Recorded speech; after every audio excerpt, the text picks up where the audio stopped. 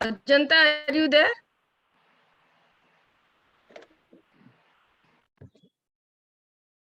Ajanta, can you hear me? Yeah. Good morning, ma'am. Very good morning. Can you hear me? I can hear you. Okay. And how about, because here in the universe, okay. You can hear me properly? Yeah. Yes, ma'am, you're audible. Because here we don't have in university, we don't have electricity, internet, nothing. So I am in the my data. So that is why I'm asking you. It's okay, ma'am. Your voice is that's fine. Clear. Okay. Then it's okay. Then it's okay. Chinmay, Parasar sir join kar le? No, sir. No, ma'am. Okay. He will be coming very soon. So I'm there. Just call me when it's. Ma'am, I just want to say that today's resource person, Professor Bibudha Parasar, he has already joined. Sir, can you please switch on your video? Video switch on. Just a minute.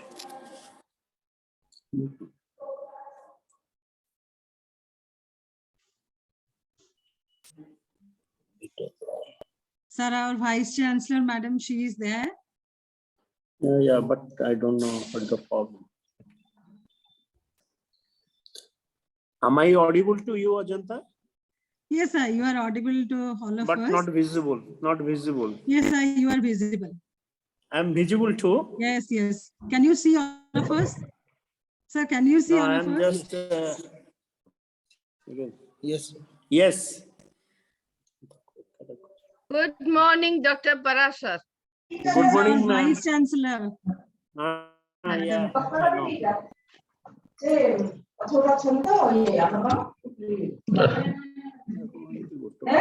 Yeah, Ajanta, mute others. That's very important. Yes. I request all of you, please mute yourself.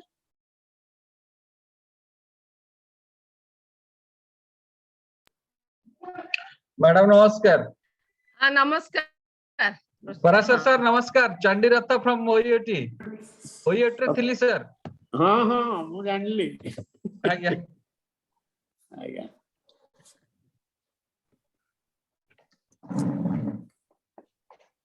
ସେମାନେ ମତେ ଦେଖୁଛନ୍ତି ମୁଁ ଅନମ୍ୟୁଟ ହେଇଛି କୋଉଠି ଯାଉଛି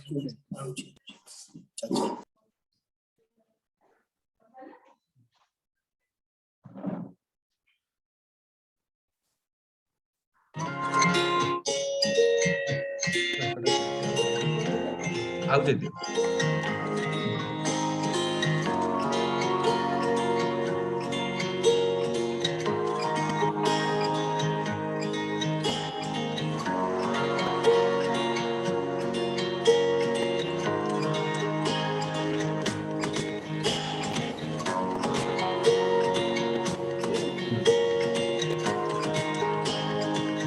ସେପଟଟା ଆଉ ମଝିଟା କଣ ଆଉ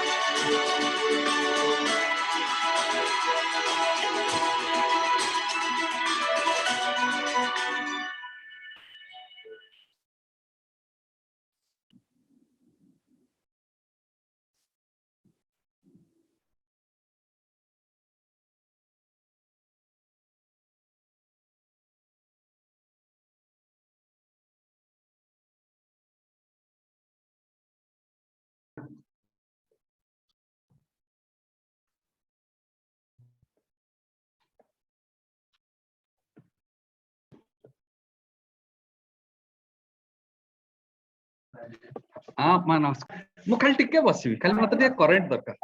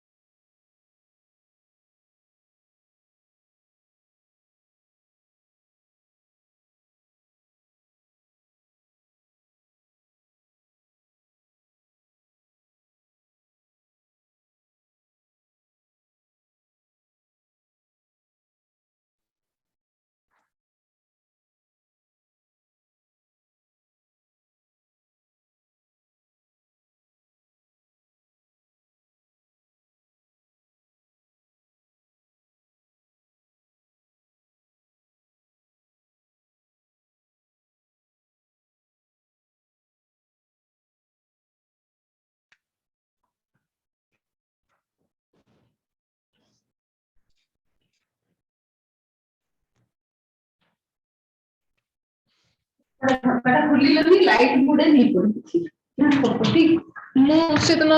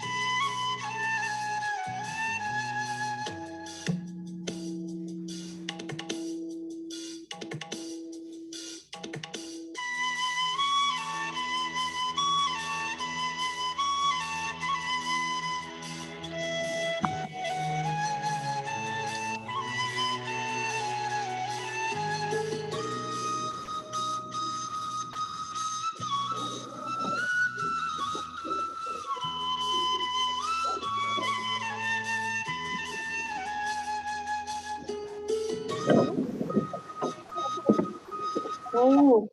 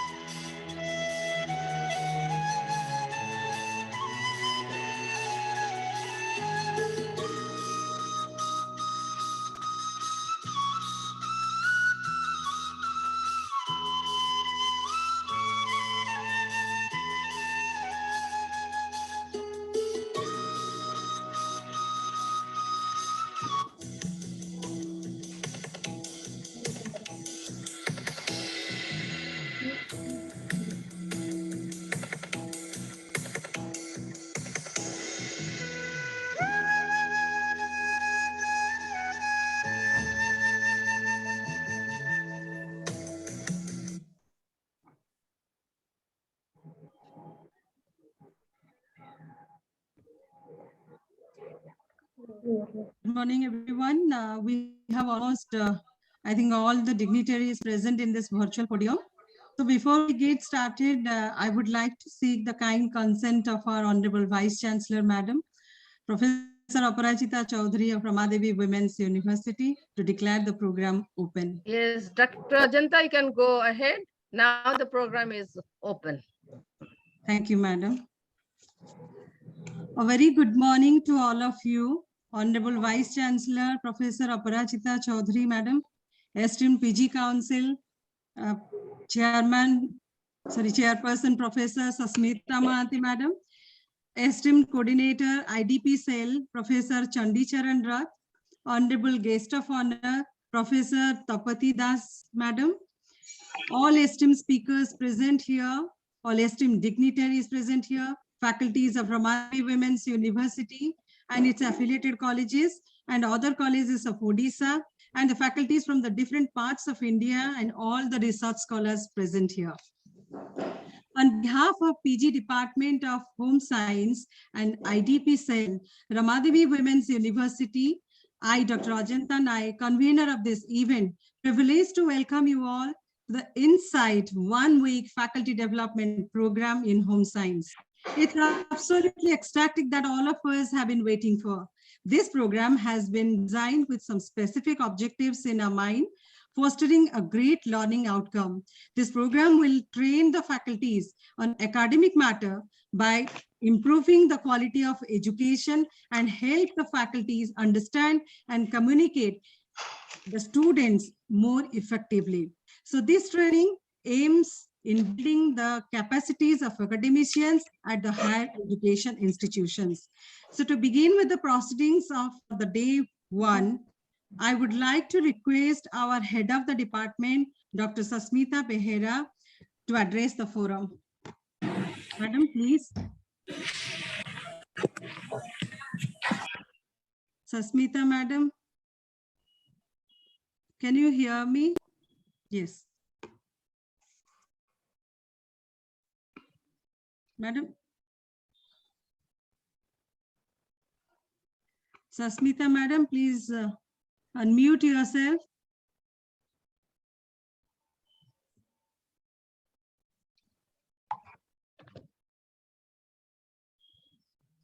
Hello. Hello. Thank you, Dr. Ajanta Nayak. I think you. Namaskar to everyone. I heartily welcome our Honorable Vice Chancellor Professor Aparajita Chaudhary, Madam, Adorable Chairperson PG Council Professor Sasmita Mahanti, Madam, esteemed Professor Chandi Charana Ratha Sir, Coordinator IDP Cell, Adorable Professor Tapati Das, Madam, former Principal of Rama Devi Women's Autonomous College, all faculties of Rama Devi Women's University and affiliated colleges. I am happy to declare that the Department of Home Science is organizing 1 week online faculty development program from 14th February to 9th February 2022. The faculty development program is planned to train the faculties of all affiliated colleges under Rama Devi Women's University.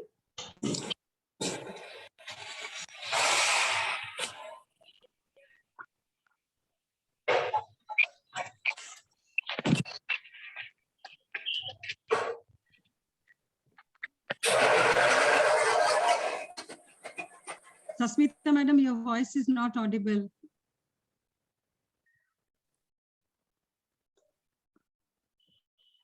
I think she is muted. Oh, she's muted.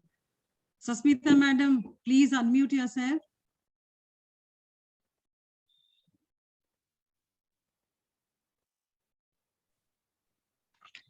Hello. Yes. Yes. It's all right.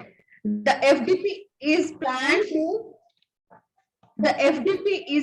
to train the faculties of all affiliated colleges under Rama Devi Women's University on academics matter based on CPCS syllabus to improve their expertise and understanding the subject in toto. As a result, the quality of the higher education institution will also improve. A thorough understanding of the subject matter, mainly focusing on some important countries, will be discussed by the experts of different branches. I am glad to announce that the IDP cell of Rama Devi Women's University has sponsored it, for which my heartfelt appreciation goes to Professor Chandi Charana Ratha, the coordinator of IDP cell. I also greet our expert committee members, Dr. Bibudha Parasar, Mr. Vikas Kumar, Dr. Hemalata Rawal, Professor Arundhati Ratha, Professor Gyanaranjan Raut. I congratulate my colleagues for getting an opportunity to become students once again. Have a happy learning. Thank you all. Over to you, Dr. Madam. Ajanta Madam, please. Yes, ma'am. Now I would like to introduce our coordinator, IDP cell, Professor Chandi Charan Rath. Professor Chandi Charan Rath is having 28 years of research experience in the field of microbiology. He has more than 100 publications in different national and international journals. He is a recipient of many awards and honors like Young Scientist Award, National Environmental Science Academy, New Delhi, and from the Regional Medical Research Centers, Bhubaneswar. He's a member of different science societies. He has supervised 8 PhD students. Professor Rath is also placed as Director in College Development Council and the Director IQAC. Now I would like to request Professor Roth to address the gathering. Thank you, Dr. Ajanta, for your kind words. Am I audible? Yes, sir. Yeah. A warm good morning and namaskar to all. Honorable Vice Chancellor, Rama Devi Women's University, Professor Aparajita Chaudhary, Chairperson PG Council, Professor Sasmita Mahanti, esteemed resource persons of this program, of the Department Home Science, Dr. Sasmita Behera, coordinator of the program, Dr. Ajanta Nayak, faculties of Home Science Department, Rama Devi Women's University, faculties from affiliated colleges. I could see the number of participants.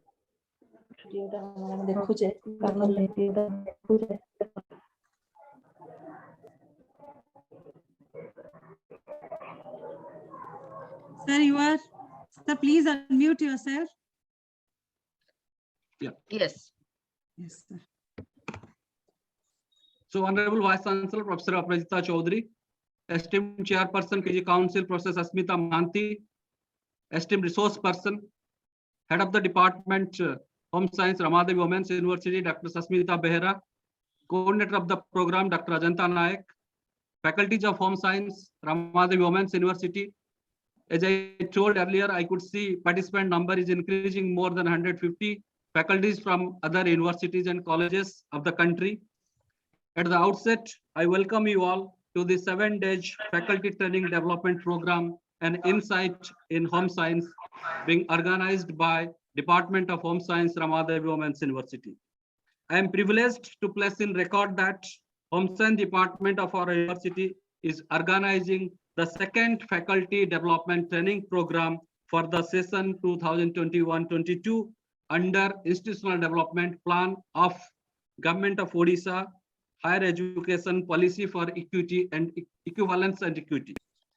Being the coordinator of IDP, it's my duty to inform all the members present here that it is one of the mandates of Institutional Development Plan under World Bank funding is that to train the faculties of affiliated colleges on different aspects of model syllabus at +3 level.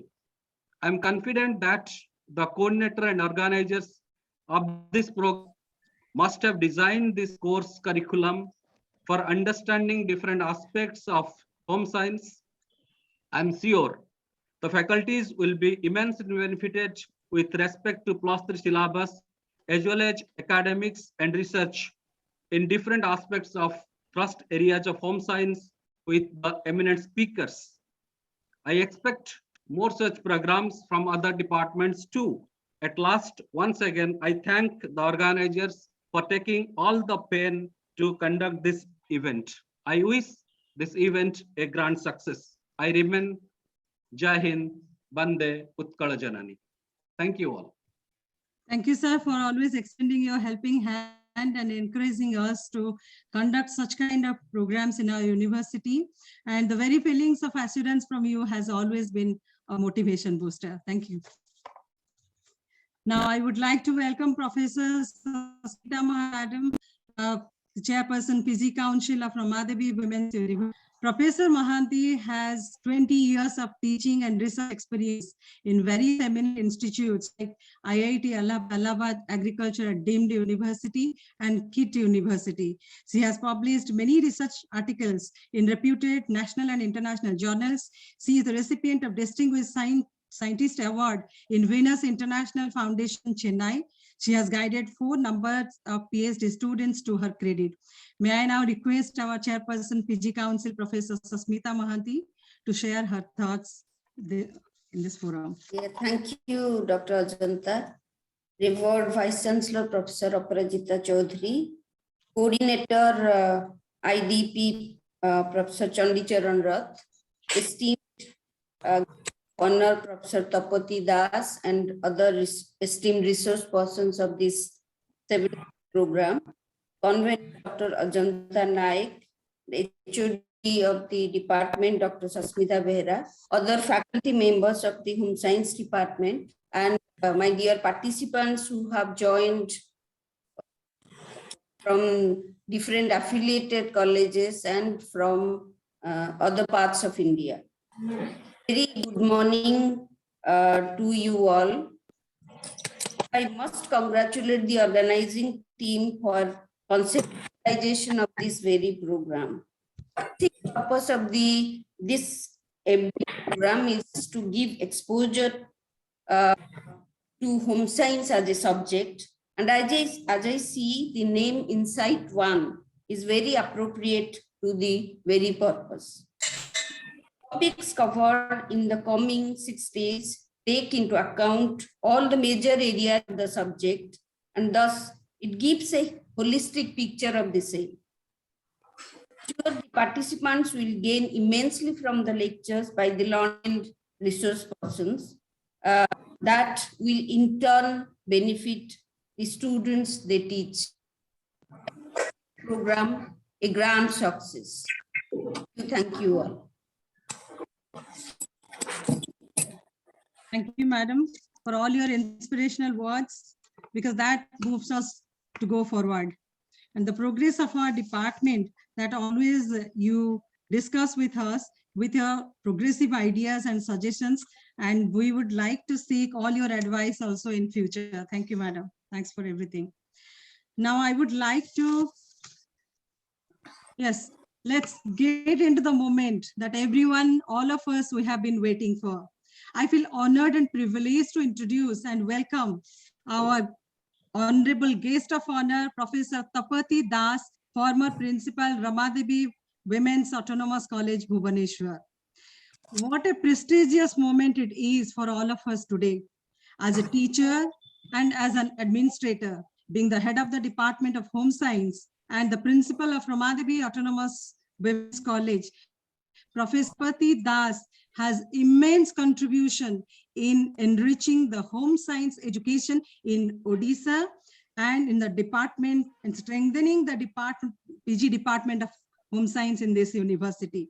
And if Rama Devi Women's University is existing today, it is because of this home science department. Professor Tapati Das is none other than the person behind the success of all home science disciplines in the state of Odisha. And most of the faculties are her products, and she has carved a benchmark for home science in the state of Odisha. A very good speaker, social worker, and student-friendly. Till date, she is being associated with many NGOs and working for the marginalized women, youth, and children. In her 34 years experience, she has published many research articles in national and international journals, authored and co-authored many books in home science, and conducted action research with UNICEF and Xavier Institute of Management. With a standing ovation, the stage is all yours, madam. Tapati madam, over to you. Thank you. Good morning. Am I audible? Yes, very much, madam. Welcome to Rama Devi Women's University. Thank you very much. I am honored and I am privileged. What Ajanta said, a teacher sits in the core heart of the student. And really that gives you motivation to go ahead in life, whatever is in front of us. Revered Vice Chancellor of Rama Devi Women's University, Professor Aparajita Chaudhary, Professor Sasmita Mahanti, PG Council Chairman, Madam, Professor Chandi Charan, Coordinator, IDP, Sir, Dr. Sasmita Behera, HOD in Science Department, Rama Devi Women's University, Dr. Ajanta Nayak, Convenor of FDP program, FDP Insight, faculty members of Department of Home Science, RDWU University, home scientists and faculties from Odisha and India, and also research. I also have a deep respect and regard towards the panelists who will be dealing with this 7 days of online program of Insight.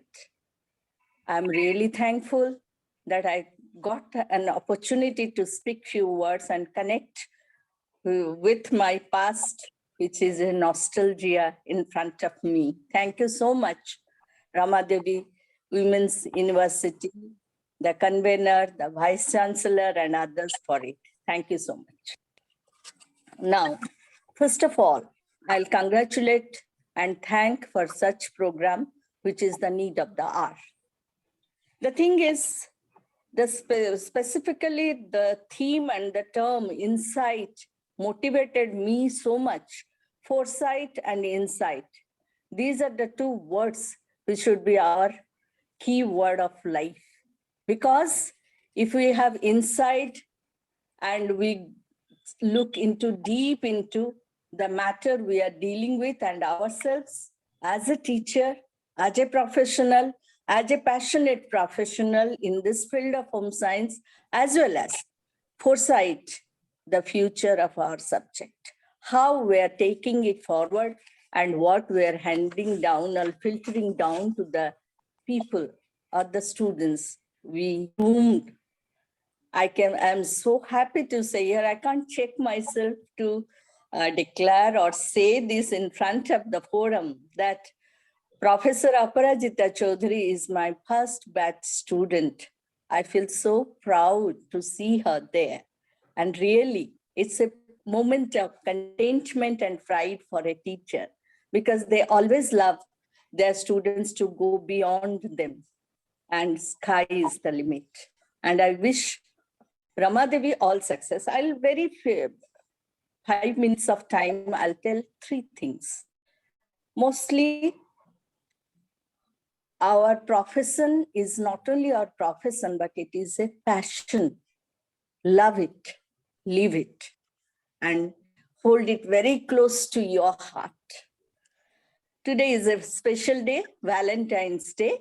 I'll urge all the members present to make your profession a Valentine of yours. It will never end. See me, I have already retired, I think 9+ years. Still then, I feel I'm a part of yours because it is the love, it is the passion I had. Secondly, yes, we know since 2 years, COVID has made life different. But never mind. Let us not blame it on COVID. Let us refresh ourselves, rejuvenate ourselves, and feel alive with new thoughts, with strong efforts. No achievement is there if there is no struggle. So it's a struggling period. We all faced it. We all saw the consequence, but we have not fallen down. We are gathering the beauty from the brokenness. Let us build it a huge success, and it is in the hands of the home scientists because they manage the home, multitasking. They manage the home, they manage the work, profession, they manage the society, and they know the curriculum or syllabi is such a challenging one in CBCS system that it has included all the parts of what we should know, what we never had in the past. It's a challenge, so face it. And secondly, I'll tell another key word. First, profession, make it a passion of yours. Then secondly, empathetic, powerful, and updated research-oriented teaching.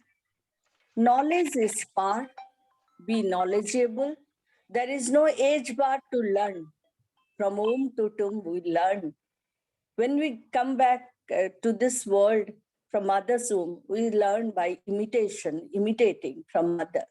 Till this day, we are learning. And if we think that we know everything, then the learning stops there. We are just a being, human being, not a teacher anymore. This I felt in my life. So make it your life principle too. Last but not the least, we come across 2 words. This FDP aimed at quality teaching and reskilling and upskilling. Reskilling means learning newer things to add up to your profession or passion. And upskilling means you are upgrading yourself in the profession you are, in the subject you are. How much we are doing? Shall we not go back to our resources? Online, we get everything, that's true. But what about the reference books? What about the encyclopedias which people have written? Go to each word before going to class. A student is also assessing us as we are assessing them. And this period has created a lot of mental issues among the teachers, among the students, among the general public. So let us be empathetic to the behavioral changes of the students, be very, very attentive. Not that how well we give a lecture or teach, it's that how the student is taking up, how much and holding it, so that the production will be high, production level will be high. And last but not the least, let me all wish again all the success for this Insight FDP. Make home science a subject that people will say with held their head high to say, yeah, yes, I am home scientist. Don't take it down or don't make it stagnant. Sky is the limit, as I said. Feel alive with home science. Increase and with your new thoughts. Really, I'm glad and wish that you all will take active part in this 7 days FDP program. Thank you very much.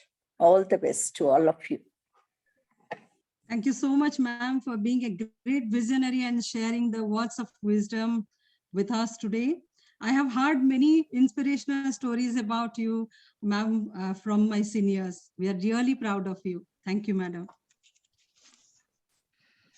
With that, I'm extremely happy to introduce our esteemed Vice Chancellor, Madam Professor Aparajita Chaudhary. Professor Aparajita Chaudhary, MSc PhD, is the Vice Chancellor of Rama University since 26 November 2020. Earlier, she was Professor of Home Science, Berhampur University, Odisha. During her long 37 years of professional career, she has successfully completed all the university level assignments. She has the first PhD degree holder in home science in the state of Odisha. She is a recipient of 4 prestigious international fellowships and awards to her credit, such as Commonwealth Academic Staff Fellow at the University of London, United Kingdom, Fulbright Fellow at the University of Wyoming, USA, ICSSR NWO Social Science Scholar at the University of Maastricht, the Netherlands, and that visiting professor at Hamburg University of Applied Science, Germany. In addition, Professor Chaudhary received the Young Investigators Award from the Johns Jacobs Foundation, Zurich, Switzerland, for her postdoctoral research work and completed major sponsored research projects from the University Grants Commission and National Women's Commission, New Delhi. Her research interests include early childhood care and education, youth, family and gender studies, parenting in cross-cultural context, and elderly issues. To her credit, she has supervised 12 PhDs and 1 DLIT scholars. Professor Chaudhary's publications include 10 books and more than 85 research articles published in both national and international peer-reviewed research journals. Her books on family life education in India, Indian families at crossroads, and family in transition, power and development have received great acclaim within and outside the country. She is a trained assessor of National Assessment and Accreditation Council for UGC. She has visited more than 11 countries in connection with the academic matters. She is a member of various national and international academic bodies and acted as resource persons, subject experts, and engaged in social consultancy activities. As a teacher, and researcher, she is particularly interested in bringing the gap between the knowledge of lifespan development and family relationships in the present day social context and practical applications of its empirical research findings to the people's everyday life. She is the first Vice Chancellor of Odisha from the discipline of home science. As an academician, Vice Chancellor at Ramadevi Women's University, her first attempt and focus is to give the proper identity to the discipline of home science through changing its certification from art stream to science stream. This is an incredible move that she has done last year. Professor Aparajita Chaudhary, our Honorable Vice Chancellor, is educated and trained as home scientist, but her actions, directions, and motivations are always for the general improvement and development for the Ramadevi Women's University and all its stakeholders. During her first year as Vice Chancellor, she has already proved her credibility without doubt regarding the wholesome development of higher education state of Odisha. This 1 week FDP program in home science and in other disciplines which Ramadevi Women's University is organizing from time to time, especially during this pandemic period, this was her ideas. So now I am presenting our Honorable Vice Chancellor, Professor Aparajita Chaudhary, Madam, for her presidential remarks on the inaugural session of the Insight, the 1 week faculty development program in home science. Thank you, Madam. Over to you. A very good morning to one and all present here virtually for this Insight 1 week faculty development program in home science being organized by the Department of Home Science and sponsored by the IDP Ramadevi Women's University, Odisha. At the outset, I would like to say that my revered teacher, Dr. Tapati Das, who is one of the founding members of home science in the state of Odisha and in general, and Ramadevi Women's University in particular, she is here and she already spoke a lot. Dr. Parasar and all the revered speakers, those who will be speaking, delivering in these next 5 days, Professor Sasmita Mahanti, Chairperson, Postgraduate Council, Professor Chandicharan Rath, Coordinator, IDP, and Dr. Sasmita Behera, Dr. Ajanta Nayak, and the entire team of home science, Ramadevi Women's University. It gives me immense pleasure. The Department of Home Science at Ramadevi Women's University is organizing this 1 week FDP called Insight for the faculties of home science belonging to all the affiliated colleges in Odisha, as well as even the outside the state of Odisha. And it is indeed, I'm glad that the participants have registered in very large numbers, both from inside and outside. I think it is right now is around more than 190. And at the outset, let me thank my revered teacher, Dr. Tapati Das, whom we called fondly Tapati Appa, for accepting our invitation, delivering such a short but wonderful inaugural speech and enriching us with her experience and wisdom. She is indeed a home scientist par excellence, a total personality with love, generosity, commitment, and above all, an excellent teacher with full of passion and compassion. She has rightly said that without being passionate about as a teacher, we cannot deliver properly. And my appreciation are also to all the resource person for this 1 week FDP, IDP coordinator, and chairperson for making this happen.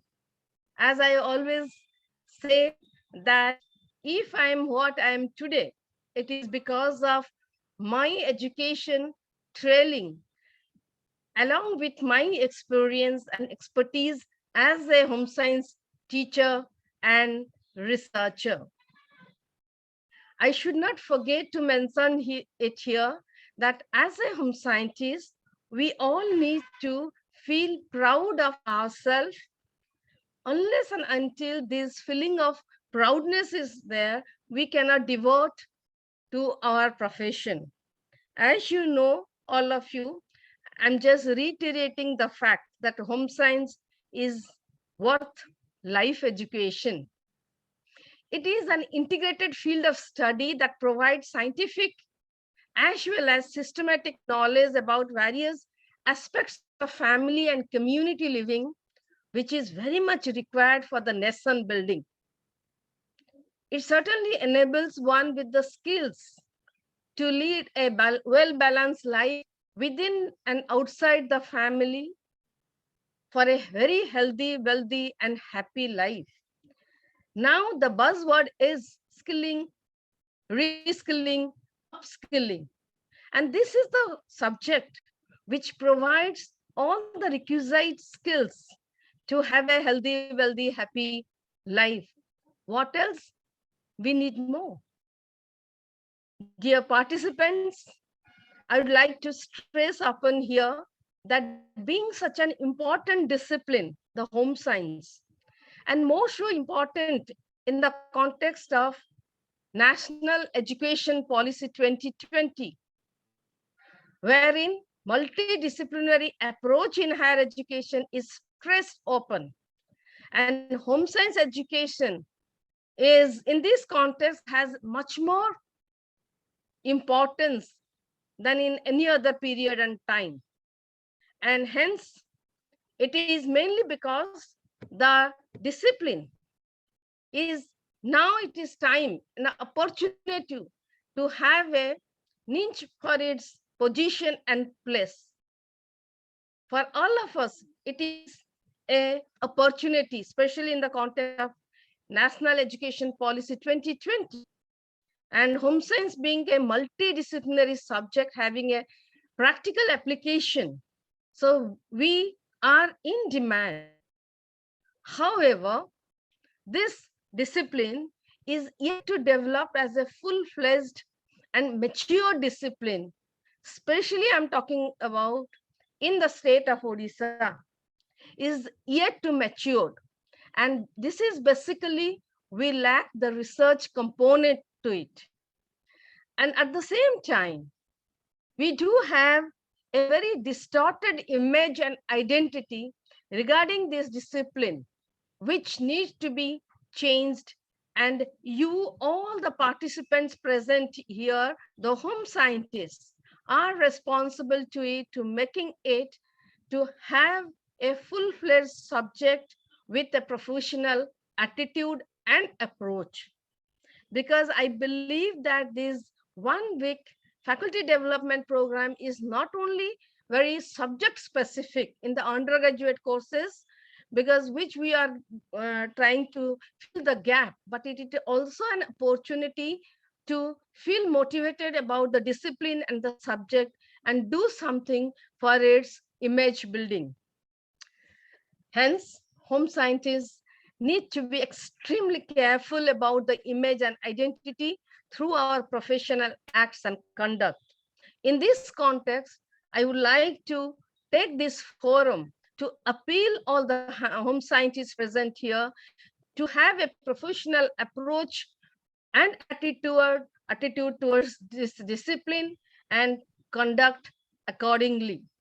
Because as you know, everybody thinks that home science is a disciplinary subject only about cooking, knitting, stitching, and childcare. But it is more than anything, more than that. So that people need to know through our action, and basically I believe the teaching has to be improved, but at the same time, the research components needs to be strengthened. So here, all the research scholars present here need to be very serious about it. So in this direction, the first step in this direction is to acquire the true knowledge in the subject matter of home science.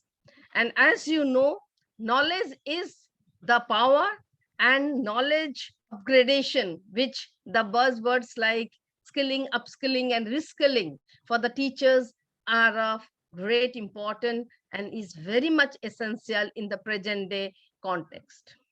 So in order to upgrade and strengthen our college teachers, Ramadevi Women's University have taken this initiative. As you must be aware, the government of Orissa, the Department of Higher Education, that the common UG undergraduate syllabus is in practice throughout Orissa, not only in home science, but also in all the subjects. So we at Ramadevi Women's University have identified few focused areas in home science wherein we are trying to focus, we are trying to equip our faculties, those who are in the colleges, dealing with the undergraduate programs to enable them to deliver better at the college level. So they need to be equipped. So during this faculty development program, the 6 days faculty development program, special focus areas to be covered and the materials will be provided by the resource persons. So this program will also create a better interpersonal aim at relationship among the faculties, among the teaching fraternities. That's very important, especially the home science fraternities. We need to have a very close interaction with each other to share the knowledge for a better productivity. And it also aims at to create a knowledge pool where latest development in the subject can be received and disseminated. That's very, very important. And as you know, dear participants, faculty members, scholars, this is just the beginning of our long-term efforts in strengthening the home science faculties throughout Orissa, because as I always foresee that at Ramadevi Women's University, the home science department can be built as a research center and a resource center for the faculties of home science. In future also, we are planning and will be conducting many more such enrichment activities and programs, not only for the faculties, but also for the scholars and the students in home science. With these few words, once again, I thank my revered teacher, Dr. Sapati Das, for her gracious presence in the inaugural session, Dr. Parasar, and all the resource persons, Professor Mahanti, the chairperson, Professor Rath, the IDP coordinator, and the entire team of Sasmita and Ajanta for making this happen. Thank you very much. Wish you a happy learning and success of this program. Jai Hind, Bande Utkal Janani. And now over to Ajanta and her team. Thank you very much for giving me this opportunity. I took a little longer time because as a home scientist, so I thought I must take this opportunity, this forum to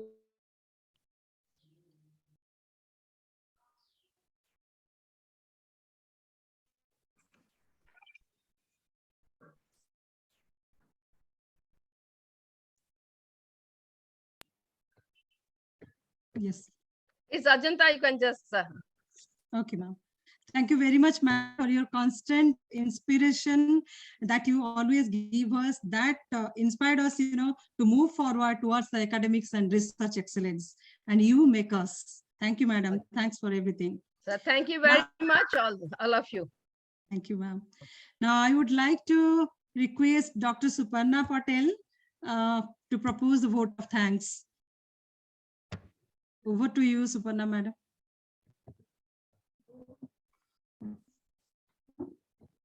Good morning, all. I feel honored and privileged to get the opportunity to propose a vote of thanks on this special occasion. I, on behalf of the PG Department of Home Science, convey deep regards and hearty thanks to our Honorable Vice Chancellor, Professor Aparajita Chaudhary. Words are not enough to thank for her constant guidance and support to shape the subject as well as the department. We are thankful to our PG Council Chairperson, Professor Sasmita Mahanti, for her constant encouragement and guidance. My heartfelt thanks to Coordinator, IDP Cell, Professor Chandicharan Rath for collaborating with us. I would like to thank our guest of honor, Professor Tapati Das, former principal, Rama Devi Women's Autonomous College, who blessed us with her presence and encouraged us to prosper. I would like to thank all the invited resource persons and dignitaries in their inaugural session. We are very much thankful to all the faculty of Rama Devi Women's University, faculty of different college of Odisha and outside Odisha. I would like to thank head of the department, Dr. Sasmita Behra, for her constant support. We are sincerely grateful to Convenor Dr. Ajanta Nayak for organizing and conducting this one-week faculty development program in home science. Madam, this is the second faculty development program that you are doing for all of us. We have been fortunate enough to be backed by a team of dedicated PhD scholars, Chinmay, Anusreya, and Roja. Thank you so much. Thank you all and enjoy the program. Now I would like to request Dr. Ajanta Nayak to introduce our esteemed speaker. Thank you, madam. Over to you. Thank you, Suparna, madam.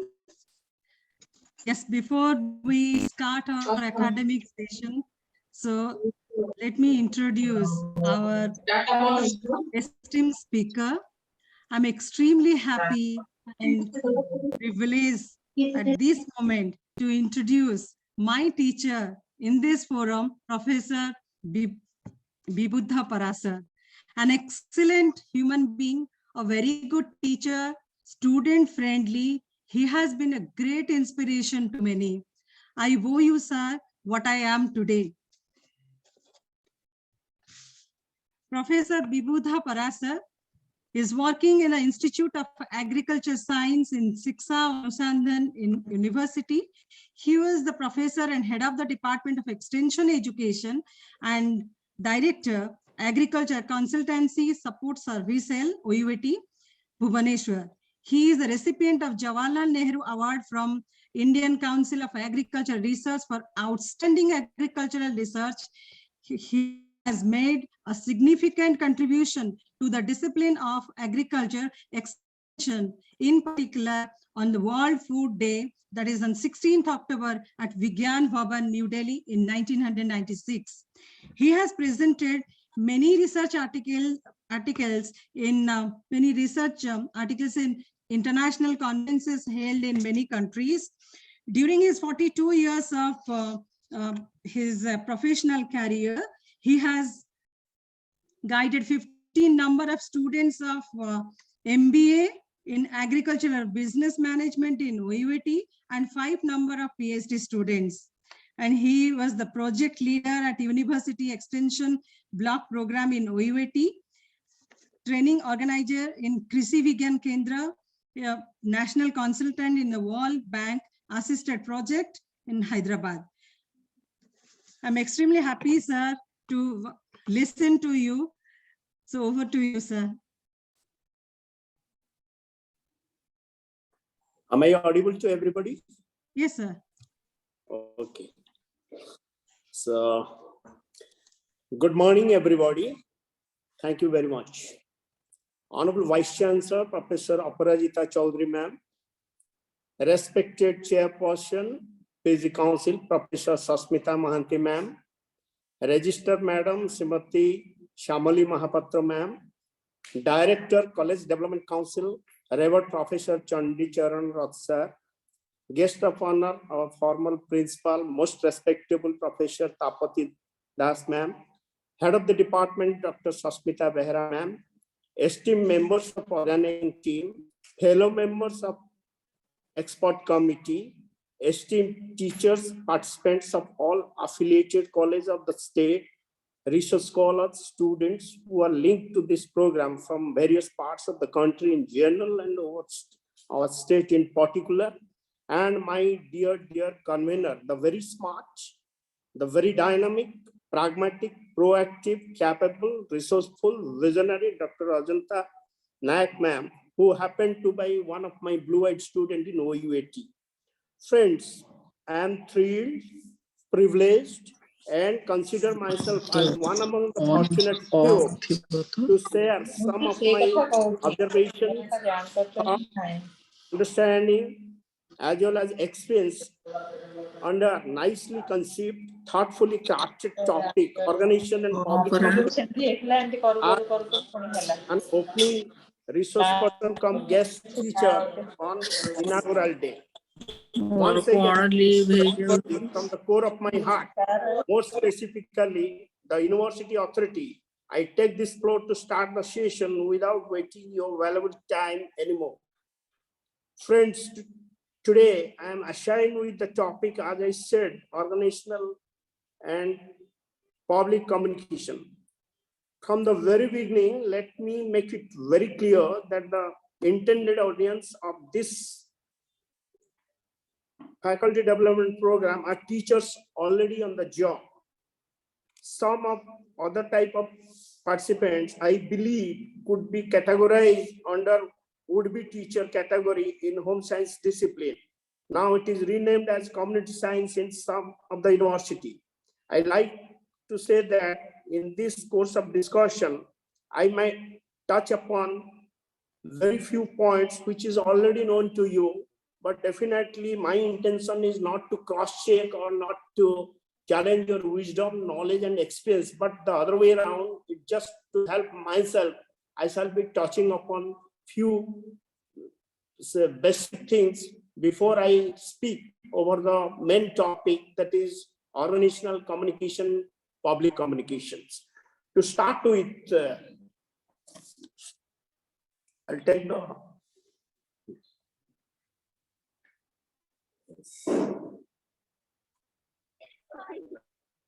just smoke बंद करो. हाँ, good. बताइए कल की अभी क्या activity का है ताकि हम कल की करें. कल करवाएं रैली. हाँ, कल रैली कर लेते हैं. well, friends. Request to all of you, please mute yourself. Friends, I will start with the very concept of communication. Is the slide is visible to everybody? Ajanta?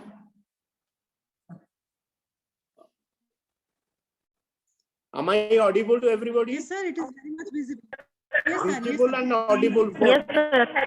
Okay, okay. Thanks a lot. Yes, Thanks sir. a lot. Slides are visible. Okay. Yes, sir.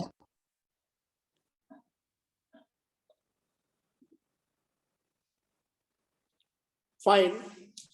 My starting point, my take-up point rather, is to discuss a little bit about the very communication. To me, if a doctor, particularly a surgeon, if he doesn't know the very anatomy of human body, he may not able to do the surgery in right direction. When he is supposed to open the heart, he may open the kidney or he may open the liver. So accordingly, my attempt is to make this concept of communication very clear to everybody.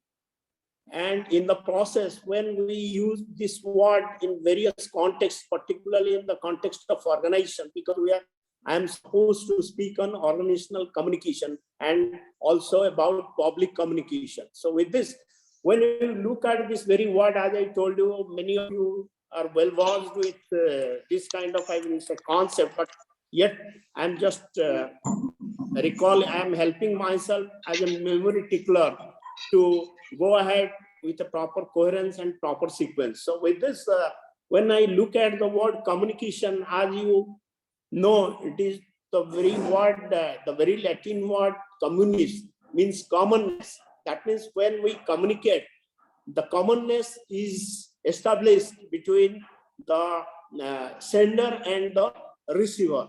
So in that way, if we look at the very say process, the very definition of communication, it is like this.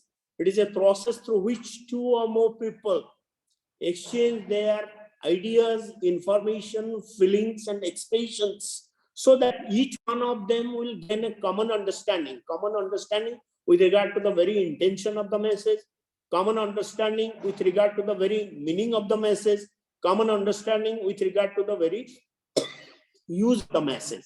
So in a way, you can say it's a kind of tal se tal mila. So there must be a proper synchronization between the receiver with that of the sender, and looking into the other dimensions of communication. Beforehand, I love to give you some point or touch upon few points, how in ordinary life or maybe in professional, personal, or social life, we can make our communication more effective, more meaningful, more purposeful, for which we need to care upon the very communication fidelity, or you can say the very communication effectiveness. When we look at the very process, we say process is any phenomena which so changes over a period of time. So similarly, right now I am the speaker, or you can say the sender, but once upon a time I was just a receiver like you, as you are doing right now. So it is again a kind of dynamic process. In order to understand the very communication, we have to arrest the dynamism of this very process. When we arrested the dynamism of this communication process, obviously you have seen in the literature, or some of you, as I said, it is known to you, there are a good number of communication models postulated by different communication specialists over a period of time. To pick off one or two, if we look at the J.P. Ligan's model, it is again the communicator, the message, the channel, the treatment of the message, and the audience, and the response of the audience. If you look into the very popular Bollo's model, it is again the sender, the encoder, the message, the channel, the decoder, and receiver.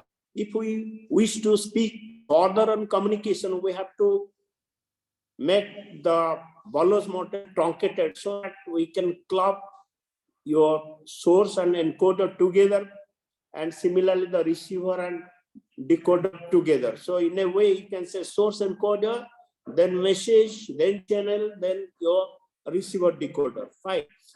Then when I say the communication, making communication more effective, it is like this. With regard to the source encoder, there are three important dimensions. One is his or her communication skill. The other one is his knowledge about the communication and the very subject. And another is his attitude towards the communicator, towards the message, towards the receiver.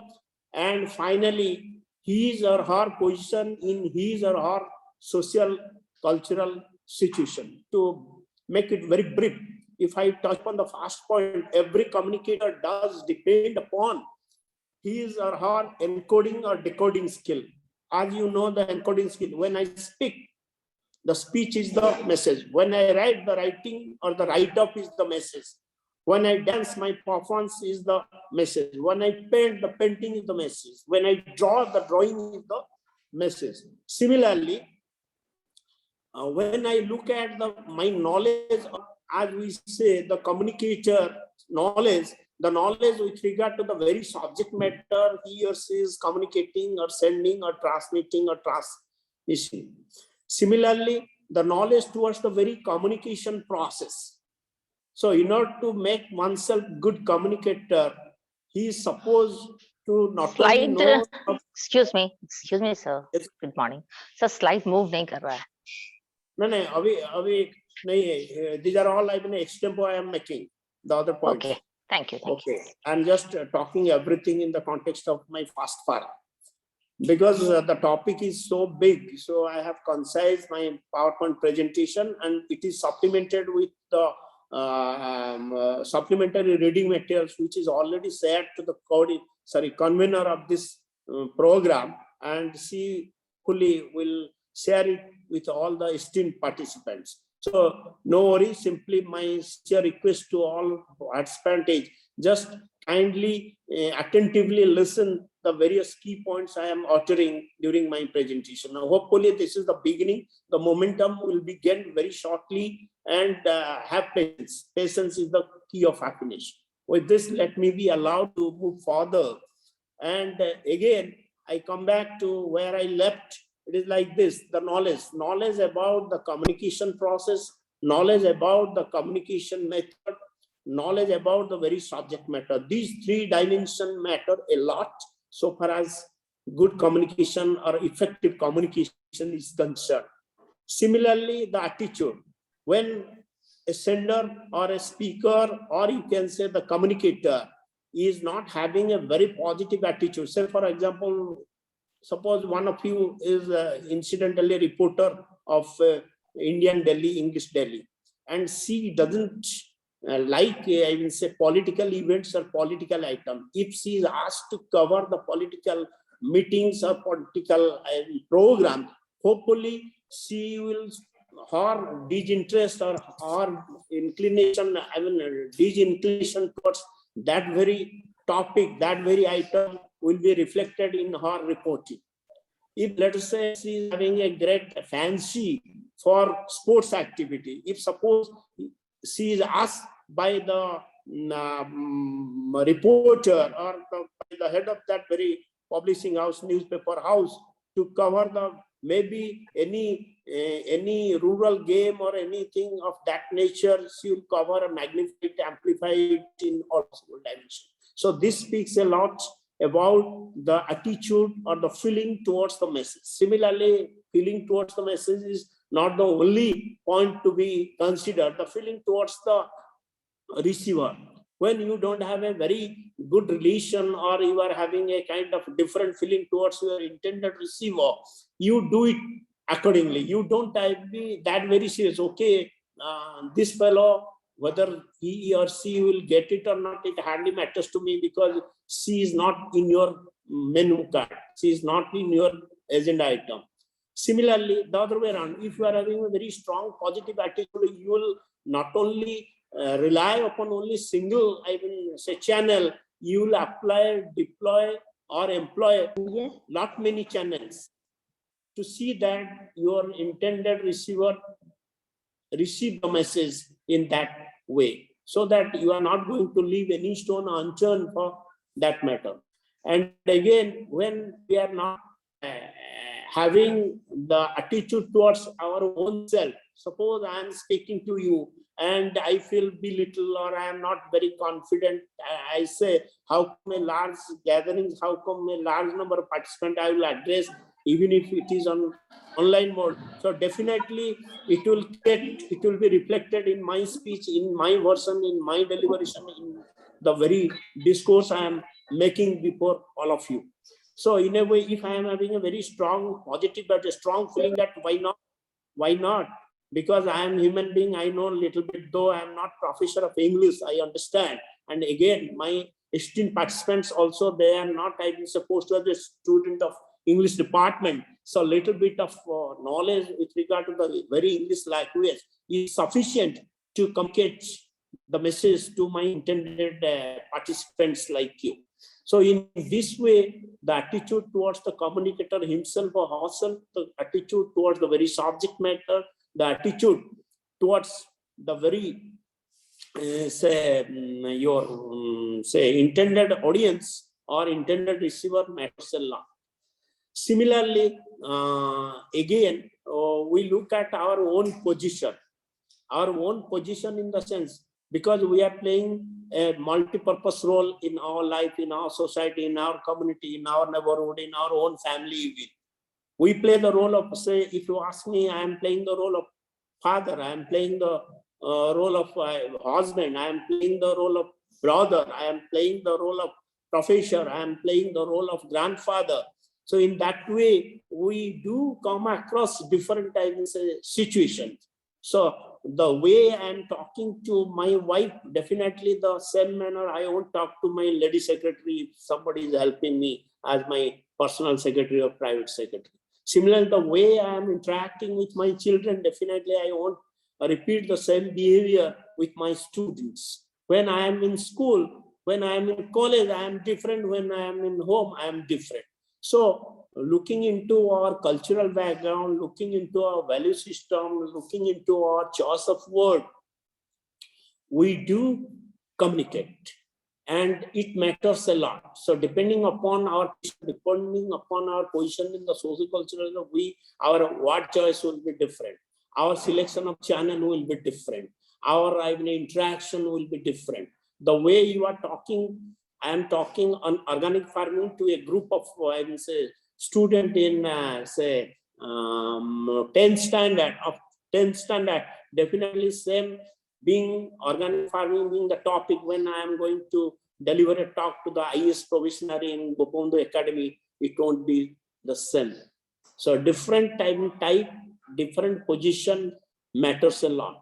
And similarly, as I told you right from the beginning, the very communication skill. Communication skill is not only the encoding skill or the decoding skill. The third dimension we must not forget. That is what our thought skill. When you start thinking about ice cream, many mental images just appearing before your mind. Whether it is strawberry, whether it is blackcurrant, whether it is vanilla, whether it is any other flavor, whether it is candy, whether it is cock. So many form, many image, many picture just running before your mind when you start talking. So anything come to our mind, we have to encode it with the proper language. So in that way, the communication explains. And again, the most important is the message. I cannot communicate without any message. That means there must be some substances to receiver. So when we look at that very message, it is like this. Message is again having three important components. One is the very code. The second dimension of message is very content. And the third dimension is the treatment. So message, treatment, message, code, and message content. Code is the symbol. It could be language is the symbol. Similarly, the content, whether which one, when you are flooded with information with relation to organic farming, which one you will put first, which one you will put in the body, which one you will put at the end. So that depends upon your treatment. So treatment is nothing but we are just playing with the help of we are just with by means of permutation and combination, we make this side, that side arrangement with regard to code and content. So this is what we know, the treatment of the message. So in that way, and similarly channel also. In good communication, the channel must be in proper order. The channel must be available. You should have money for buying the channel. And in this way, briefly, I just sum up that communication or effective communication, or what we say in our jargon, it is the fidelity, communication fidelity matters a lot. So with this, let me take your or bring your kind attention to the second part of my first slide. It is organization. See, when we look at the word organization, it is like this. In our society, in our community, we do come across a good number of social institution and organization. Many times we interchangeably use this word institution and organization. When we look at organization, it is organized group of people. When we look at the very institution, it is again organized pattern of behavior. Religious institution being temple, our behavior is deeply patterned when we enter. The way of talking, the way of walking, the way of worshiping is totally different. When you are in the bank, which is again say economic institution, you behave differently. When you are in family, you behave differently. That very pattern behavior takes place within the framework of social institution. But again, the word, as I said, it's the organization. First of all, if we try to understand organization, it is again organized group of people. And that very, you see, within the framework of the institution, we do have the organization. Say, for example, in university system, we do have teachers association. We do have, non-teachers association.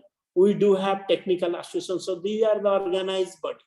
Similarly, in business organization also, you will find the long organizational hierarchy where the people are positioned at the different level with different power, with different control measure, with different authority. They do take decision for the organizational benefit, for the organizational good, for the organizational efficiency and effectiveness.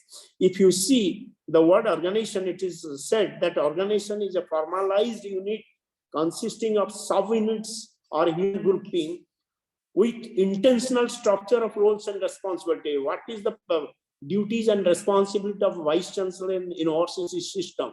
What is the duties and responsibility of Dean in university system? What is the duties and responsibility of the Chairman, Postgraduate Council, PG Council? What is the position or roles and responsibility of Director of College Development Council? These are all prescribed. We know who is doing what, in which manner, at what point of time, in which place. So all this what and when is very much, I mean, there in organizational system. We know pretty well and very well that these are our roles and responsibility to be discharged with all religious intention.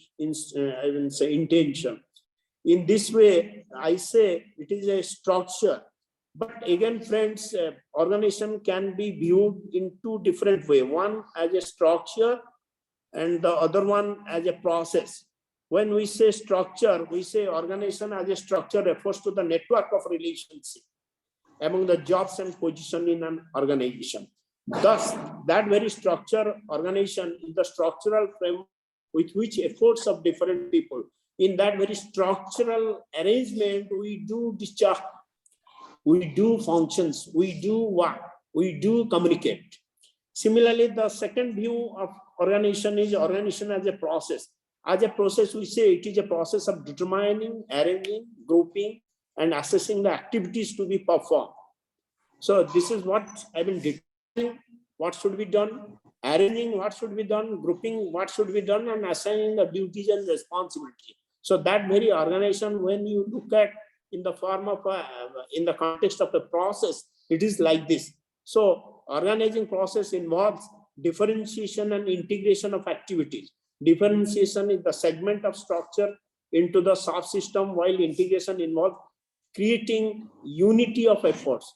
So sometimes we disengage, we divide, because in the era of specialization, we do divide the concept. Say, for example, suppose you are having problem with your eye, and I am incidentally the ENT specialist. When you come to me and ask, okay, sir, I am having a problem with my eye. I say, which eye? You say, sir, left eye. Oh, sorry, I am not the specialist of left eye. Maybe some other person. I have over specialized or super specialized in right eye. So I am not the right person to treat your left eye. So in this very super specialization era, we do compartmentalize, we do differentiate this activity so that if situation demands, we can again further integrate it the organizational purpose. And finally, our intention is what is that very organizational communication. So when we say organizational communication, it is again organizational communication is an evolutionary, culturally dependent process of sharing information and creating relationships. Inside the framework of organization, we do share information, and in the process we create relationships. So what is that relationship? So organization, as I said, it is a kind of social structure, and that very society, if you look at the very concept of society, it is nothing but it is the web of social relationship. So that very social relationship too exists in the context of even organization also. So when we look at organizational communication, we say organizational communication is an evolutionary, culturally dependent process of sharing information and creating relationship in environment designed for manageable goal, objectives, and behavior. So that very goal of the organization, we cannot think a very big thing which is beyond our capacity, beyond our reach. So every organization, they do have their own goals, own mission, own vision, own mandates, depending upon their strength depending upon their opportunity, and also looking at their weakness as well as threat. Because we do make the SWOT analysis, which stands for S for strength, O for opportunity, W for weakness, and T for threat. So in this way, we do the organizational communication. Now I shall draw your kind attention to the barriers of organizational communication. So what are the barriers? The first barriers, or in total you can say the organizational communication barriers can be classified into external barrier, into organizational barrier, and emotional and psychological barrier. Okay, when we look at the very external barrier, it is what we say there are two types of external barrier. One is semantic barrier, the other one is psychological barrier. Under semantic barrier, semantic barrier means the barriers or the bottlenecks or the obstruction or the hindrance. It is just linked with the meaning of the very language we are using, the meaning of the very picture we are showing, the meaning of the very action we are making. So we do find error, we do find misunderstanding, we do find misperception with regard to the language, with regard to the picture, with regard to the action. Some of my experience I will also share, because I am in habit of citing or flooding you with my own experience rather than citing the experience of other individuals. So in that way, when I say language, see, I did my PhD from Banaras Hindu University. So the very word one till when I admitted myself in Banaras Hindu University, I found that in hostel, people used to say, sir, please give me your copy. Sir, please give me your copy. Being a teacher, it is honest confession before this, I will say, participants, that I know as a teacher during student also, when the very word copy is uttered, it's something I take it to my mind that somebody has copied down from somebody. It is like that. I'm copying the answers from other fellows. But when in BHU, I very frequently come across such word, I thought that how come copy in the hostel, copy, and said, I shall give your copy, take my copy. For your information, friends, the copy meant for notebook or exercise, that means exercise book. That is where they take down the lessons, take down the write-ups after even getting the dictation from their reward teacher. So that was, but till that point of time. Similarly, if I take another example of language, it is again, there is one Odia word, we call it Reja. Reja means in Western Odisha, they call Reja as even female laborer. But in coastal district, the word Reja normally used, I saw from my childhood, that it is what I say, it is, I can say, coins or exchange. So when I placed myself in Sambalpur, and they asked Reja, I said, how come Reja, I don't have change? They said, no, sir, the female level. So Reja word is different in the coastal belt, and Reja meaning is different. So many times the same language, the same word means differently. So it creates problems. Similarly, picture. If you see, suppose you view a bottle which is half filled, as per your perception, as per your background, as per several other factors, you can say the bottle or the glass is half filled or it is half empty. Similarly, that means when something can be interpreted in more than one way, in more than one manner, then definitely we can say it is, the thing is ambiguous for all the receivers. Similarly, action. Again, very funny incident, not incident, you can say story I am told. And another example, I just myself observed. See, 20-25 years back, we had our extension professor who appeared the interview for the post of Dean Extension. Fine. During those period, we formed our Odisha Society of Extension Education. So we inaugurated with the then Vice Chancellor. The Vice Chancellor as the chief guest. So when Vice Chancellor came and the so-called professor who just appeared interview, but the result was just declared before the day, and we found that that professor was not selected.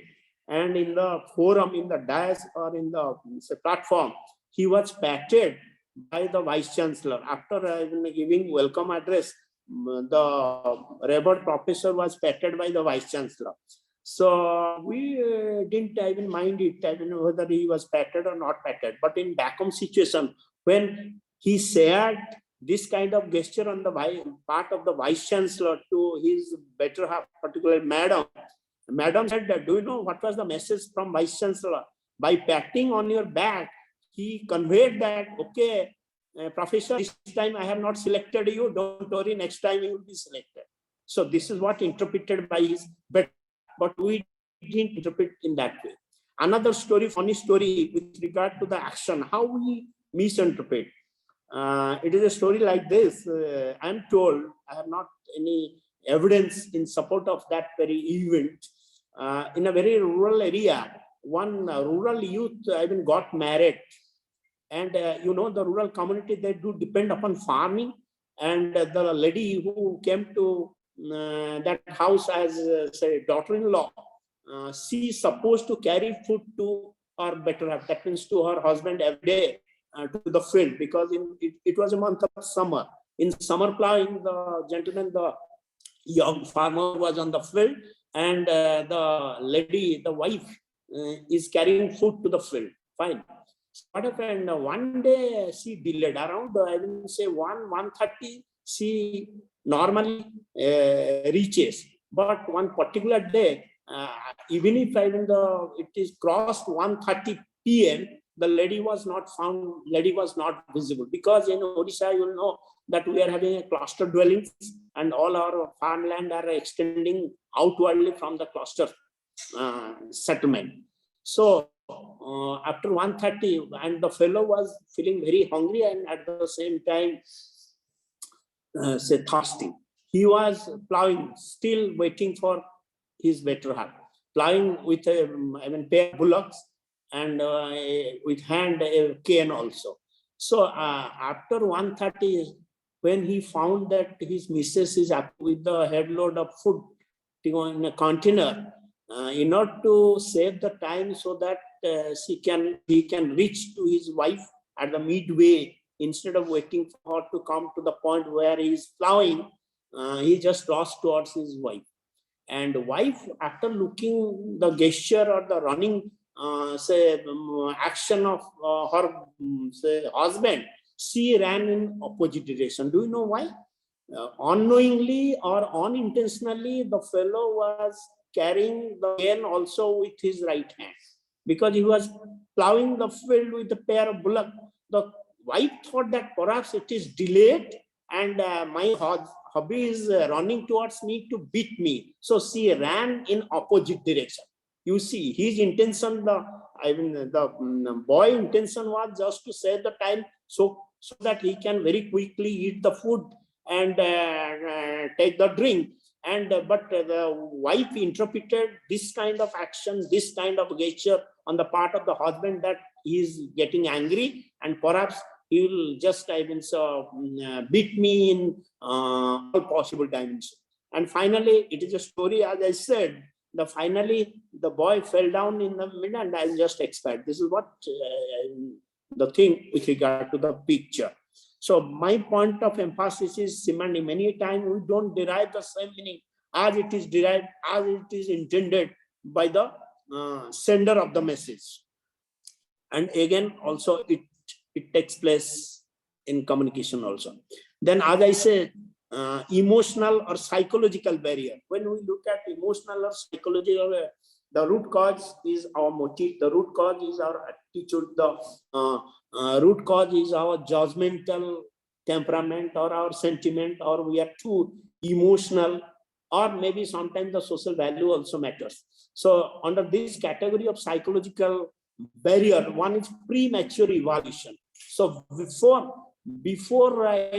completing, before getting the complete information, we inform that, okay, oh, when I am talking to you, you know pretty well that, oh, sir will further move in this direction. So you make a deaf ear to my, say, voice or my speaking.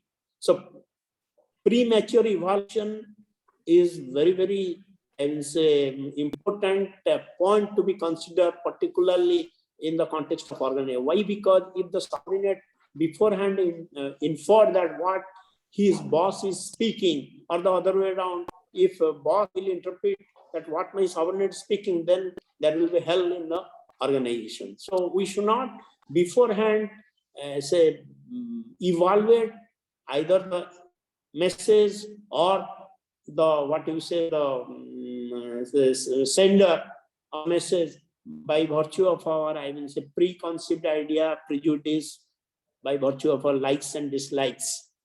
Still loss in transmission. You know, when the canal is too long from the source of water and my plot is very close to the source and your plot is far away from the source, as the canal is, I mean, as long as it could be, there will be lot of seepage and leakage loss. On the same token, when one message is sent or is transferred or transmitted from the source to its ultimate receiver, if in between there are many filtering points, then definitely there will be a loss of message, because you know, as more and more of intermediary links are there existing between source and receiver, the ultimate message will lost its nuance and will be definitely available or reach the intended receiver in a very truncated manner.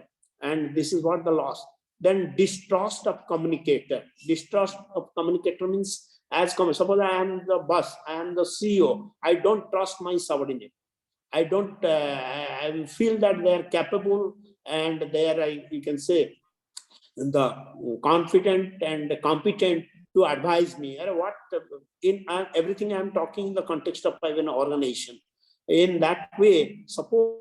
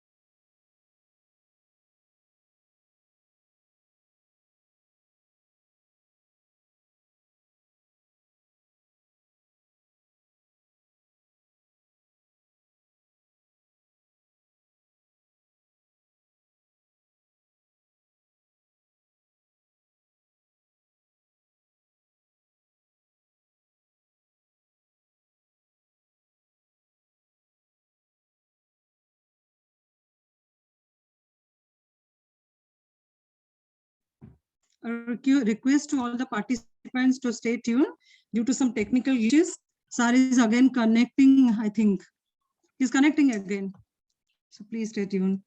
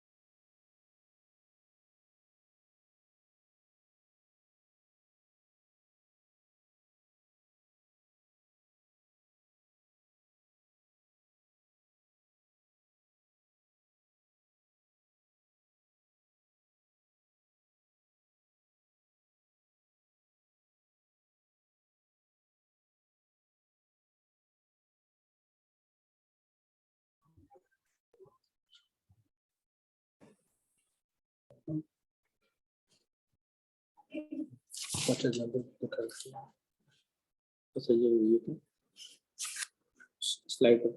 Ajanta, am I audible and visible? Hello. Yes, you are audible. Audible Yes, and sir. visible also? Yes, Okay.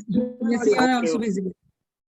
The inconvenience is highly regretted because I don't, it is all machines. It And, happens, sir. no, I will say, definite control over their behavior. I can refine your behavior, but definitely not with the machine. Anyway.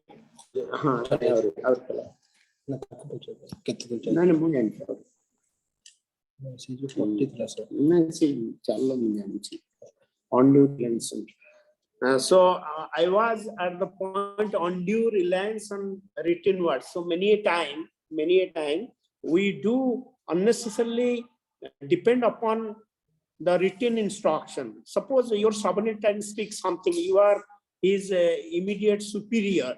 So you may say, no, I want you give me in writing, or the other way around. When in downward communication, suppose your boss speaks something which is not there as per their rules and regulations. Suppose your driver, you ask your driver, please, I am in a hurry, you please drop me at my residence.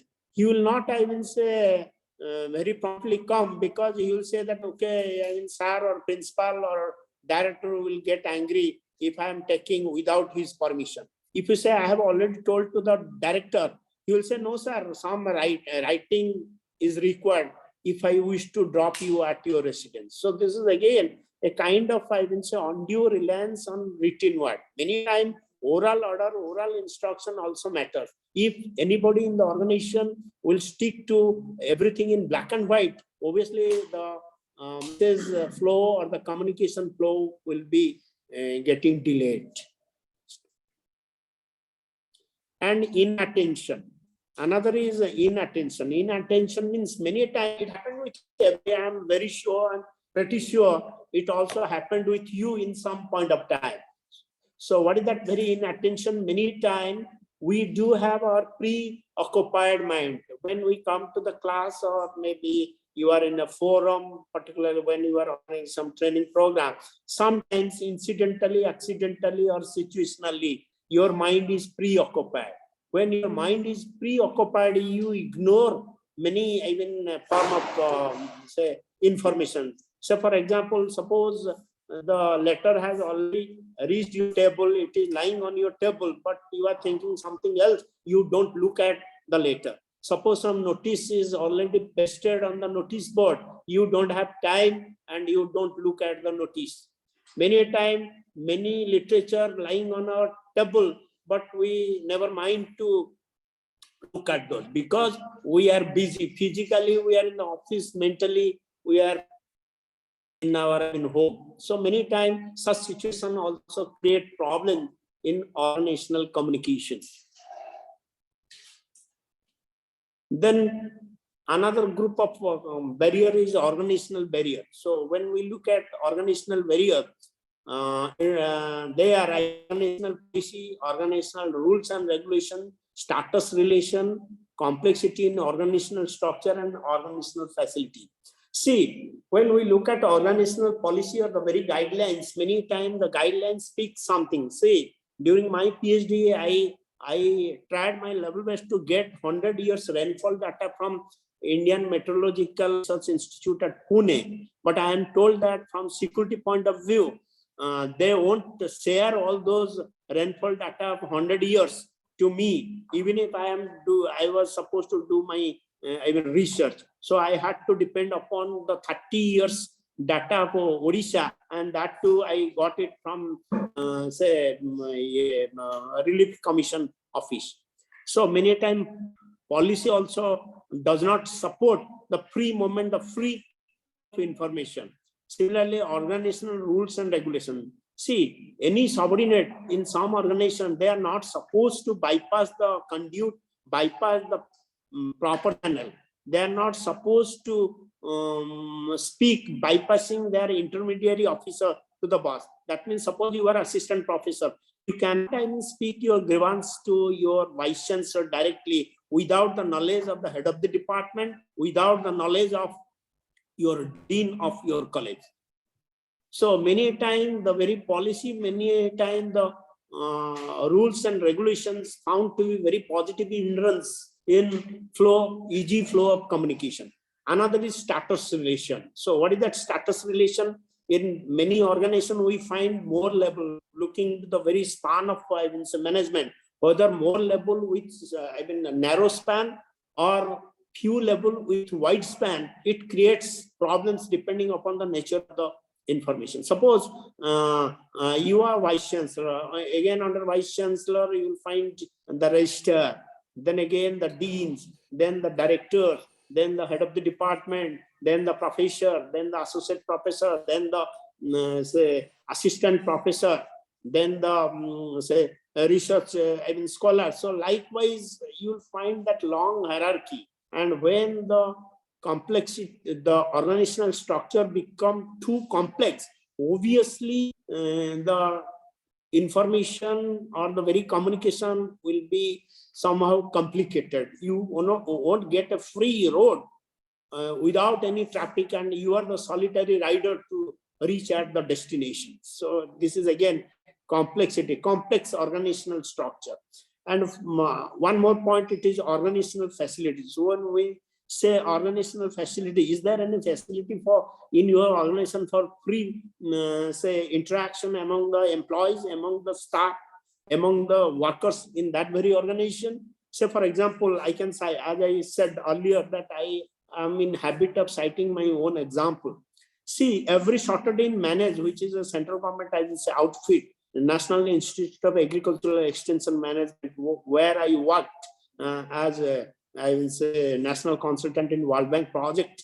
Every Saturday, the then DG, Director General, used to convene a review meeting. What we had done in last week, and what or the current week, and what we will do in the next week. One incident I just say that one of the gentlemen who was in charge of IT department, he installed around 50 number of computers in everybody's chamber. And on that very review meeting, the DG asked that very gentleman, okay, Mr. How many you have installed? Very honestly, he said, sir, I installed only 50. How many are in function? Sir, only 10 are in function. So 10 out of 50 are in function, rest 40 computers are defunct. He said, sir, incidentally, they are defunct. So friends, if only 10 computers out of 50 are functioning, that means it is 20% achievement. So I think 20% is definitely fair mark. If it is fair mark, why not the gentleman's salary should be stopped this week? Because none of the majority of computers become defunct. So many times, whether it is seminar, symposium, group discussion, group meeting, suggestion box, complaint box, grievance cell, these are the different facilities to ventilate. Perhaps the gentleman must have tried his level best to get rid upon the problematic situation, and he was denied by his immediate superior. And on the final meeting, he learned that his salary is going to be stopped that very month. So here also, such type of facilities where free interaction available, then the organization will flourish. If it is everybody, I will censored, my voice is censored, your statement is censored, then obviously we will be working in our own cocoon, and sometimes we may be working for cross purposes, and the net output, the net resultant output will be a big zero. Then personal barriers. Personal barriers again, very interesting. It is the barriers lies with the supervisor or the senior. The barriers also lies with the juniors or the subordinates. With regard to the superior, attitude of superior, I told you right from the beginning that attitude of the communicator also matters in the context of communication fidelity or effective communication. Similarly, if the attitude of supervisor is not just good towards the message, with the fear that if I pass on this message to my immediate boss, suppose that very supervisor is intermediary functionary. That means he is working in the middle order of the management hierarchy, the organizational hierarchy. He is not the top level manager, but he is the middle level manager. Some information, some proposal, some suggestion comes from the junior level with a fear, being afraid of the say behavior of the boss. He will not pass on this information to his boss, because in a way, if he shared all these kind of things, probably he is going to challenge directly or indirectly to the authority of the top management. So in that way, they just hold the information at their level without passing it in either direction. And finally, the ignoring the communication. So when sometimes also we don't even say are very serious with the communication process. Many of the workers in organization, they love to work at their level without even allowing others to interfere, and also they don't like to interfere in others' matter. They confine to their own cocoon and they don't behave as if they are very open. And again, with regard to the barriers to reflecting with the behavior of subordinates, unwilling to communicate. So what does it mean? As it is applicable to the senior, same kind of attitude, both positive attitude and negative attitudes are also applicable to the junior also, to the subordinate also. So there, suppose I don't like my boss. As boss doesn't like his subordinate, it is just possible that the subordinate doesn't like the boss. When I don't like, I don't want to share everything and anything that comes to me. I'm a bit choosy. This information I will pass, other information I won't pass, because I don't like you. I don't like your arrogant behavior. I don't like your authoritarian attitude. So that's why it is better. I don't propose any novel thing, any creative thing, because I know that it will not be appreciated by my boss, because I don't pull on well with my boss. So this is all about our, I will say, the communication barrier. So before I close my points with regard to the say communication, organizational communication, I will love to speak. I will love to take few minutes, maybe hardly 10 minutes, with regard to the type of organizational communication. By this time, I have not, I will say, discussed anything with regard to. I don't know why the slide is not available. I don't know. Right now, I can't say anything. But again, I'll take time. Otherwise, I'll just. It is not available, but I'll take, because as I said, the write-up is already circulated, shared with the convener. Convener in turn will pass on or will share that very write-up to you all. But right now I am doing it from my own side with the help of some kind of memory tickler that is already available with me. We share the very type of communication. One is the communication that we observe in organization. It is again as per the structure, as per communication, as per the expression, type of a style of expression. So as per the structure of the organization, sometimes we organize ourselves in a very formal manner with all bylaw, with all rules, with all that policy. We organize ourselves. That we say organizational structure. Everything is available in black and white form. But suppose you are organizing yourself a club or some association. Many times ad hoc body is also formed to do the needful work. So in those non-formal or very informal organization, we are not that very critical, but we are very critical, particularly all the organizations. We are talking about the organizational communication in the context of formal organization. So when the formal body is available, there must be organizational hierarchy. Somebody in the top position, somebody in the middle order, and somebody in the bottom line of the level of organizational hierarchy. And there we find that the communications takes different shape in the sense of different types. As for the organization, one we call it formal, the other one is informal organization. Similarly, as for the flow of the direction of the message or direction of the communication, one is upward communication. Upward means all the lower order employees or those who are working as subordinates in any organization, they do pass on the information to their immediate subordinate.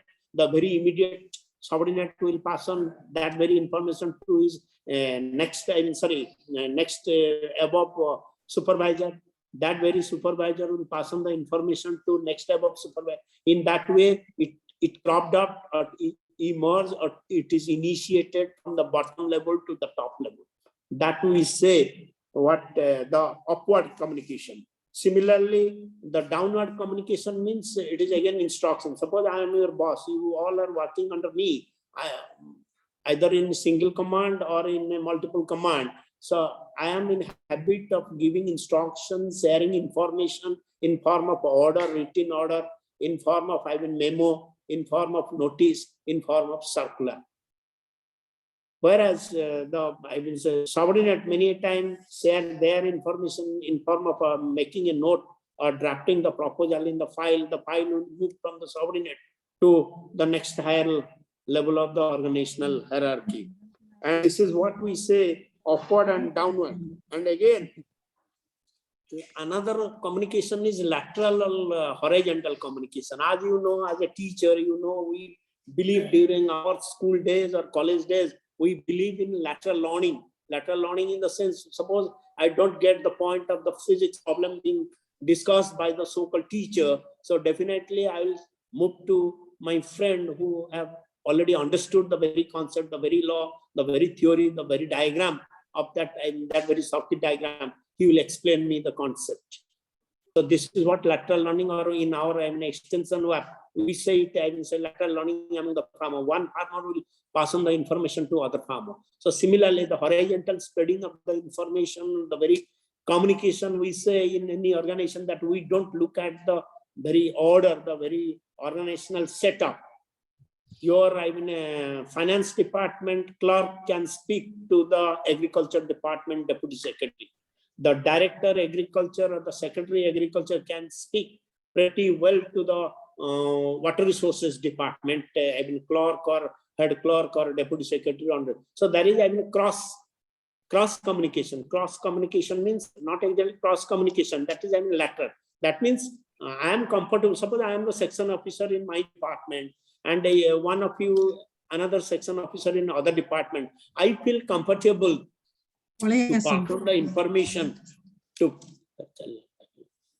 pass on the information to pass on the information. Am I audible to friend? You all friends? Yes, sir, you are very much audible.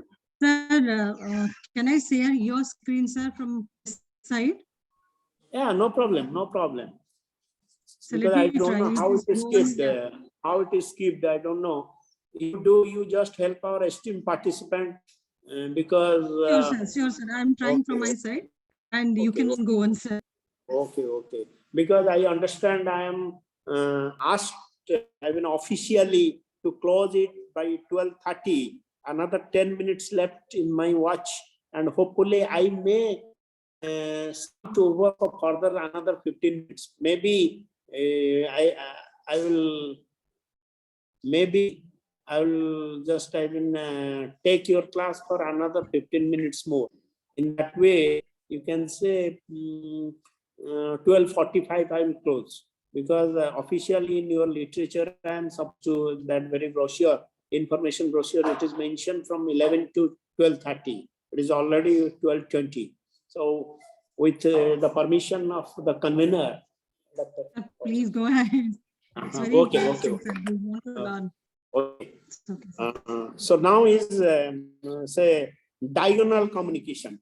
Diagonal communication doesn't traverse in the stipulated path. No direct path is. At certain stage, it may take upward. Suppose it is just initiated at the level of the junior assistant of agriculture department to the section officer. Then section officer may love to speak to the deputy secretary or joint secretary or additional secretary of finance department.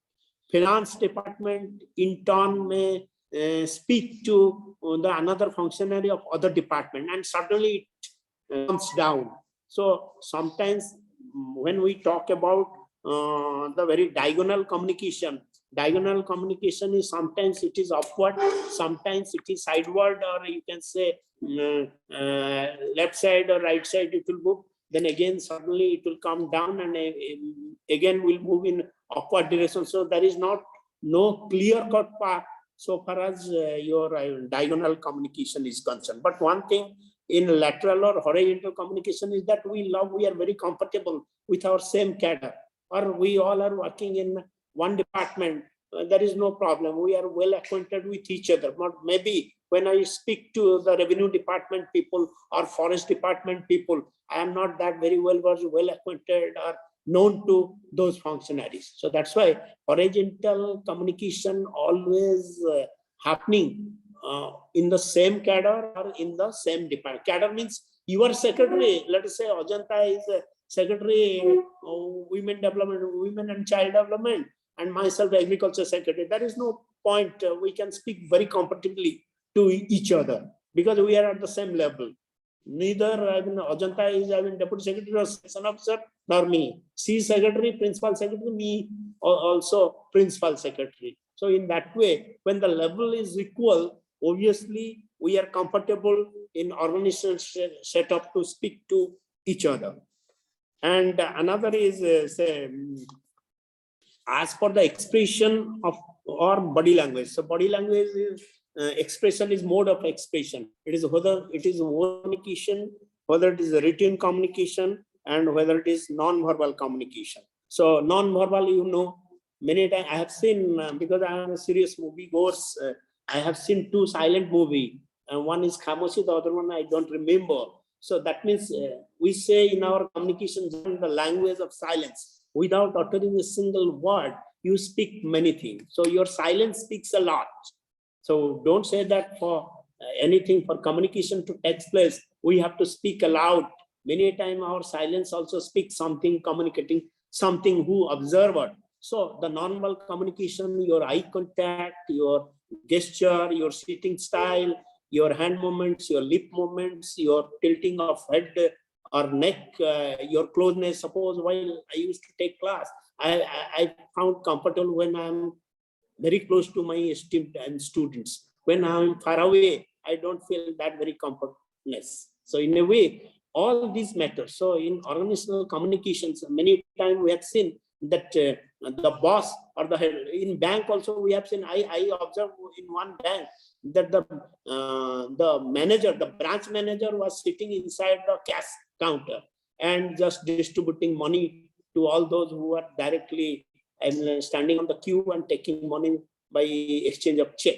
So his job is to sit inside the glass chamber in an air-conditioned chamber, but I found that he is also coming down. So in that way also, we observe this kind of communication, the gestural. That means the manager is very much concerned about his own responsibility, very much concerned about his the colleagues, the workers or the assistant or the very clerk, and there also the manager is also very much close or concerned or serious about the so-called customer. That's why leaving his room, coming to the cash counter, he must be in middle management or say top management level, but he is working in the chamber where a junior clerk, a junior bank assistant or the accounts assistant is supposed to make. So all these matters, your non-verbal communication, your style also matter. If you make it bold, if some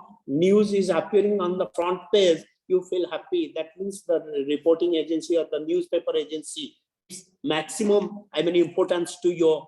If it is in, many times when we used to develop our souvenir or abstract, all incidentally, we got chance to organize so many national and international seminars on behalf of the university, on behalf of other organizations. So we do love to make advertisement. Suppose you are a person who is interested to make advertisement in our souvenir, and you paid money. If your advertisement doesn't appear in the back page and it appears in the inner page, you don't feel happy, because this gesture, this type of advertisement will not please you, because you have spent money for this, for your matters to be published for the general awareness of the normal people.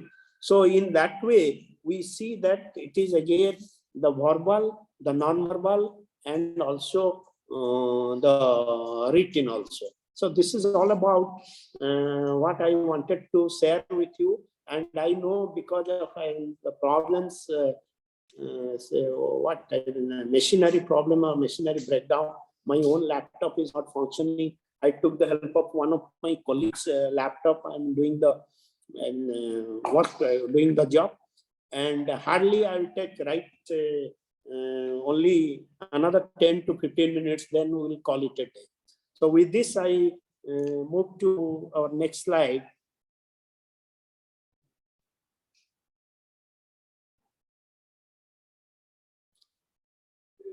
Yeah.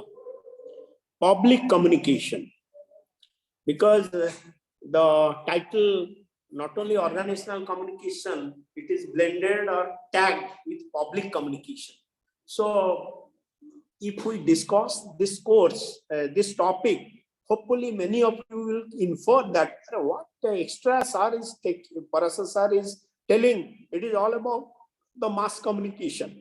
Friends, right from the beginning, I make it very clear to all of you that there lies hair-splitting differences between mass communication and public communications. Though many of the approach, many of the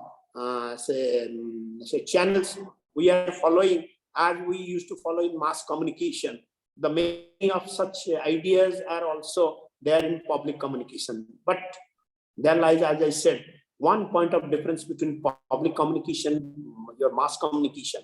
In mass communication, the sender is always focused. Suppose you are doing a radio talk, you are giving a radio talk in a radio station, or I am in the television program, live program in Doordarshan. So we focus much upon the source in mass communication, because mass audience are anonymous, we don't know them, because they are widely dispersed. Somebody is in Delhi, somebody is in Calcutta, somebody is in Bhubaneswar. We don't know them. We don't know them at what age they are. We don't know their age. We don't know their background, economic background, social background, physical background. We don't know anything. They are anonymous. They are, I will say, widely dispersed and also heterogeneous also.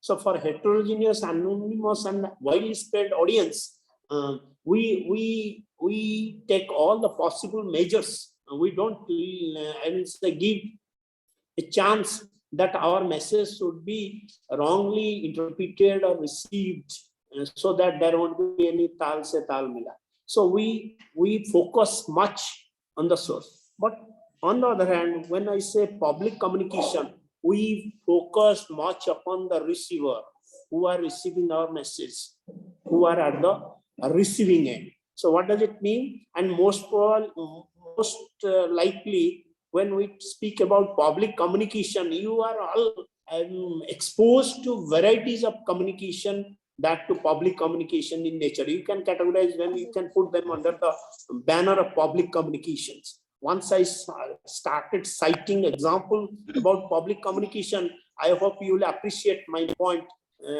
that yes, this is also public communication. But primarily from communication point of view, when we brand it as public communication, always a strategy is interwoven in that very communication approach. That means strategy, strategy is that very word which is borrowed from the field of war. That means both the fighting party or the opponent party tries to win over the others. That means you put yourself, you stay yourself, you position yourself in some strategic point so that you can attack your enemy. Just like in chess, I used to say strategy, just like chess. You are moving your, I will say, soldiers, you are moving your king and I will say minister in such a manner that the onlooker will say that what a bogus fellow, what a poor fellow, what a foolish fellow, I'm just allowing his things to be killed by the opponent, player, by the opposite player. But that is your strategic movement, so that you are having some hidden agenda, some artistic motive to attack upon the king or the minister. So similarly, when we speak about public communication, it is always strategic in nature. So that very strategic communication we make, or it is designed, or a group of people or an individual making to reach another group of individuals. So in a way, when we say public and private, so public in the sense, private means we are having a personal relationship, kinship relationship. Many times we make, because day in and day out we communicate. If nobody is there to communicate with us, we have to communicate. We communicate within ourselves. This is what we say, intrapersonal communication rather than interpersonal communication. So similarly, it is again sharing information with the public, which can be understood as public communication. So under this banner, we do come across various types of public communication. One is ceremonial public communication. What does it mean? So in ceremonial public communication, to the majority of our audience, they are known to us. Suppose you are giving you are making a program, some announcement, some anchoring in say birthday party. All those who are witnessing your birthday party, they are some form or other, they are known to you. Suppose wedding anniversary. Yes. Suppose even some other kind of forum, you know, suppose I am that very person, I am making some entertainment program in my college. So most of the students are known to me. They are not anonymous. We know, I know their background, I know their qualification, I know their taste, I know their temperament, I know their extent of amusement and entertainment. So they are not but just like mass communication. They are not primarily owned to me. Maybe some member, some of the audience may be unknown to me, but majority. So always the public communication is met in ceremonial mode. Some ceremony. You are even that what is that? The Sangeet program in marriage ceremony. So that is again good kind of ceremonial communication. It is again a kind of public. It can be categorized under public communication. Similarly, informative public communication. So here I am taking a class. It is not definitely mass communication. It is again a kind of public communication. Or I am asked right now, I am making the sermon to many of you. They are known to, I am known to them. Maybe those who are participating across the country, I understand. Yesterday night, I was told by Ajanta, sir, we are expecting participants different parts of the country across the different university. They have already registered. So many times we do. I am talking about the majority cases of public communication is informative in nature. Then demonstrative public communication. One magician is showing magic, or you can say in practical class you are conducting some experiment in your lab. Your students are also there. It is also a kind of public. It is not even private. You don't confine that. Suppose you are doing or demonstrating, or as extension worker, we are demonstrating many ABC technology of agricultural domain. When we do that, it is not even from the villagers. Any villager, suppose we have initially organized it for 10%, another 5% joined. We don't say that no. We don't say no to them. We just allow them. So then persuasive public function. Many times we wish to persuade people. We wish to motivate people. Now all the political leader. Now the panchayat election is going on in our state, and hopefully already in UP also the election is going on, and very shortly, maybe in the year 2024, we will have our all election program. In those election program, all those political party leaders or the politician, they give eloquent speech. They give motivational speech to their followers, or to convince people, to motivate people, to inspire people, to encourage people, to support them by casting their vote in support of their party. So this is it. And semiotics or public communication. This is a good example. Semiotics means again symbols. It is good example that all the traffic points or the traffic signals, whether it is the red, whether it is green, whether it is yellow, whether it is the mark on the road, these are all, you can say, symbolic communication. Also in airport also. If you move to whether it is a domestic arrival point or a departure point, whether it is an international departure point or arrival, everywhere you find where the toilet, where the cafeteria, where the booking counter, a ticketing counter, where to board, where to lodge, and in which gate you move. So all the symbols that we come across are good example of semiotic public communication. And finally, I hope the last slide. This is the last slide. It is supported by the writer. So I don't want to elaborate each point, but very concisely or briefly, I will touch upon each point with a few examples. So media relations. So media relation, I understand the relationship we do have with the media house. This is again, they are good. I still remember, I don't know whether some of my friends, they know my past because I was a convener of All Odisha University Teachers Federation 2-3 years, along with the present Vice Chancellor of Fakirmon University, the great Santosh Tripathi sir. So I was 5 times president of OUT Teachers Association. And there we found when we go for any kind of press meet, it's a press conference rather, the more appropriate word, we find that media people, both printed media and electronics media, they do come. Once I remember, I was with Santosh Tripathi sir in his university, in his department, personal management and industrial relation department. I said, sir, that this is high time for some of our grievances. We must convene a press conference tomorrow. You will believe it not, he just telephoned in front of me to maybe 10, 15 say newspaper reporter, and that to few say television, I will say people, representatives, field representatives. Next day morning, when we convened the press conference, we found 30 plus. There we found representation from Hindi newspaper. There we found representation of all the 3 English leading Delhi. Also all the newspaper, Koladwara, your say Dharitri, Sambad, Samaj.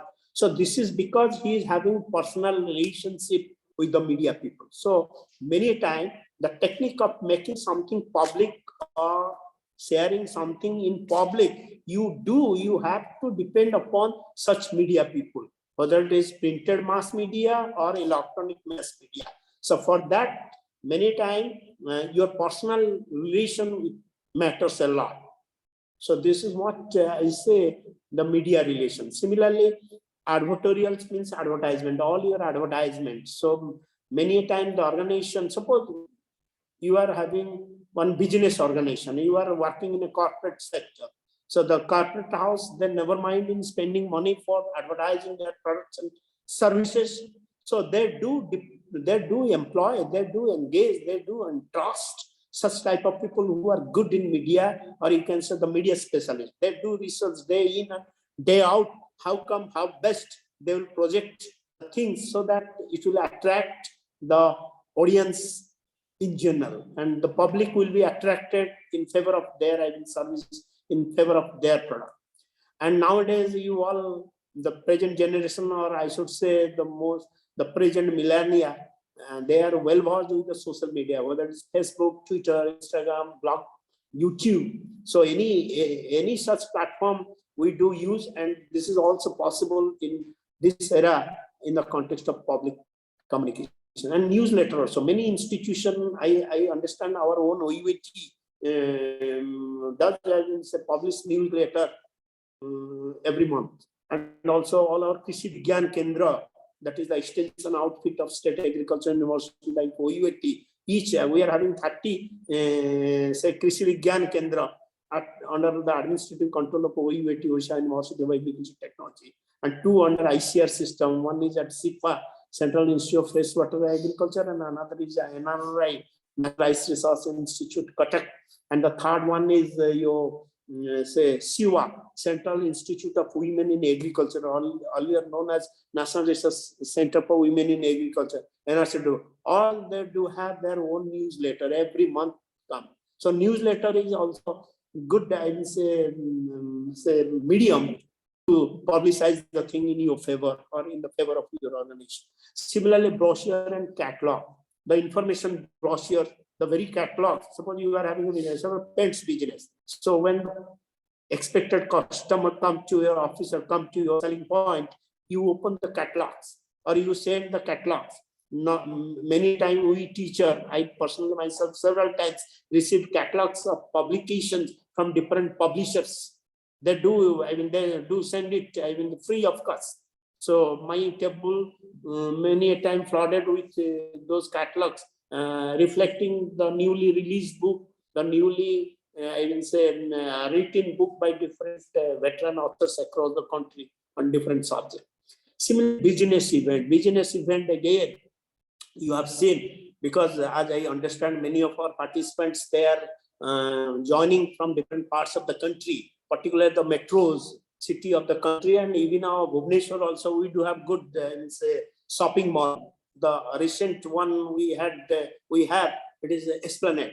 If you go on Sunday, you will find some companies, some product, they do some kind of event, whether it is song, whether it is quiz, whether it is, I mean, some girl, those who are good in, those who have good command over the very language they love to speak, they are given the chance, they are given the microphone, and they gathered all the passers-by to see how good they are and to speak on favor of their products or services. So this is again a kind of business event. Similarly, speaking arrangement. So many times, suppose the function is going on and some products relating to the lady participants, one company will request the convener or the coordinator to give a floor or give the floor or give some slot to speak over their things. So that is again speaking arrangement. You are making a box in that very ongoing activities. Many a time we do that. Many a time we do that. I personally myself see, suppose the KV annual meet is there.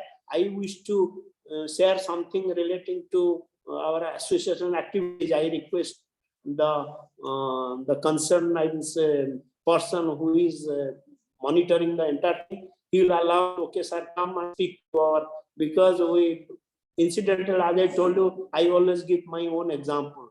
I was heading, I mean, 700 teachers in OUAT.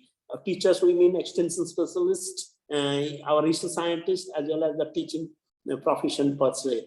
So I was heading 700 teachers. So I don't get time to personal meet, because I believe personally, at the end, I must confess myself that I believe the communication in face-to-face situation is far, far better than any virtual mode. Suppose you speak, Ajanta will speak something to me over telephone, our smartphone, that won't please me much, that won't interest me much, that won't convince me much if I happens to meet her in interperson. Either she is coming down to my place or I will go down to move to her place, and in interperson across the table or across in a face-to-face situation, probably the output, the effect, the impact, the end result will be much better. And three more left, and take hardly 5 minutes. It is again sponsorship and partnership. You have seen, observe, the cricket match is being sponsored by big company. You will find the big banner, you will find the literature being distributed among the viewers, either in the gallery or in the film. And similarly, partnership also, joint venture. Jointly also, some program is going on, you join hand, you share some of the expenditure in that very program, and you will get anything. And finally, employee relation and community relation. These are also two different techniques through which we can make our public communication. So employee relation, suppose I am the CEO of the company, and in my company, there are a lot many people are working in different, level in different position. Apart from official relationship, if I do have the personal touch, some social relationship, some personal relationship with some of my employees, and they feel pride that suppose someone is working in NALCO, someone is working in Steel Authority of India Limited. So they feel pride that yes, I am working. Where the person is working in NALCO. Where you are studying in even IIT Delhi. Where you are studying, I am studying in IIM. So many times we take the pride, and that pride will be visible to everybody only when we do have a good relationship with our authority. I can many times, many of our teachers, we do take pride that yes, I'm in OUT. As Ajanta stated, that she felt proud that she is working in the great women, the solitary women university of the state, Rama Devi Women's University.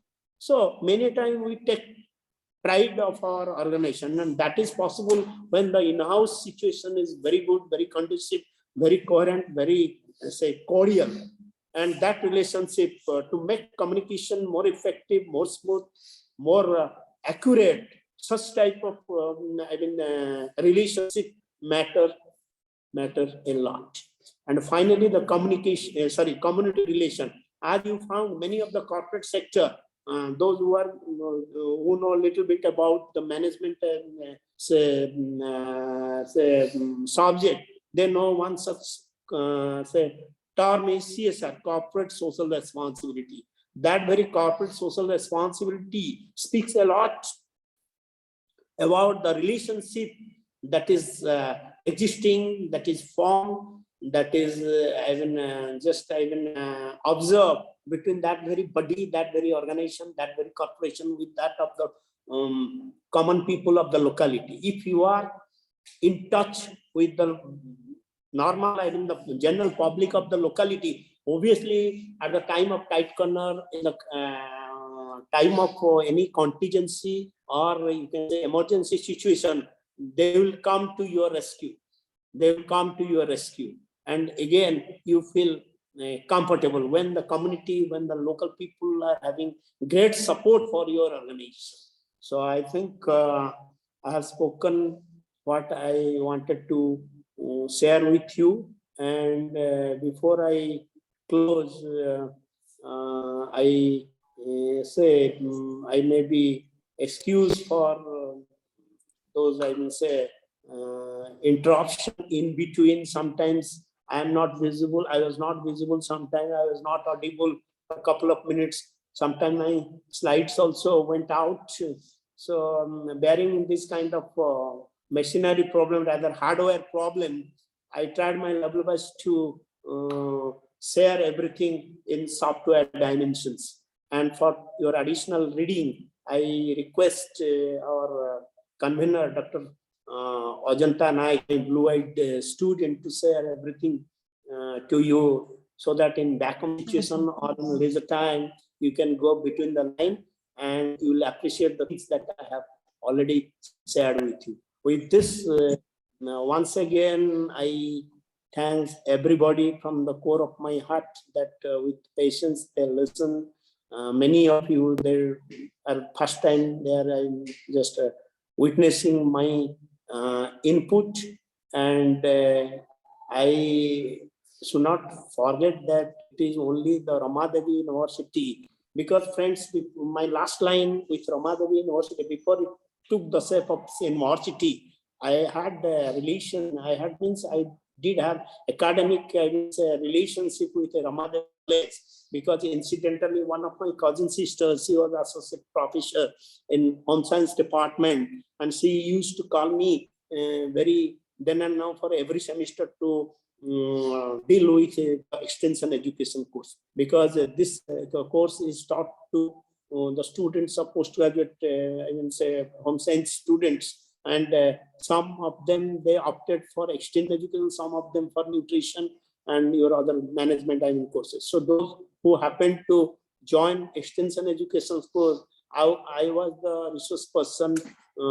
Several times I was invited by the Rama Devi Women's College, the then principals, they obliged me by inviting me. So my long association with Rama Devi Women's College, now it is changed to Rama Devi University, and incidentally, many of my students to whom I taught during my guest lectureship program in Rama Devi Women's College, and many of my students in OUT also, they already joined, I understand, in the government of Odisha, particularly in different colleges under the administrative control of different university, and also the Rama Devi University. So once again, wishing you a very happy and meaningful, colorful, and beautiful Valentine's Day. Thank you very much.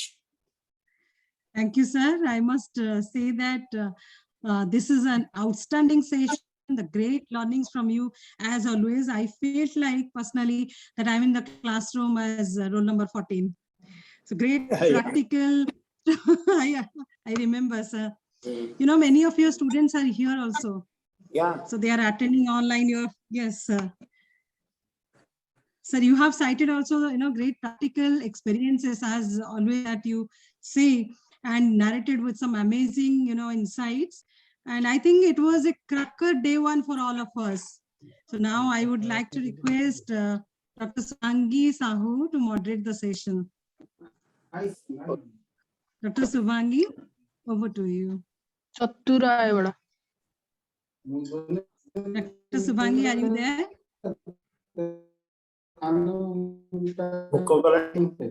Yes, ma'am.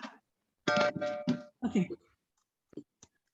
If you have any questions, please go ahead from the participants. I think some questions must be there.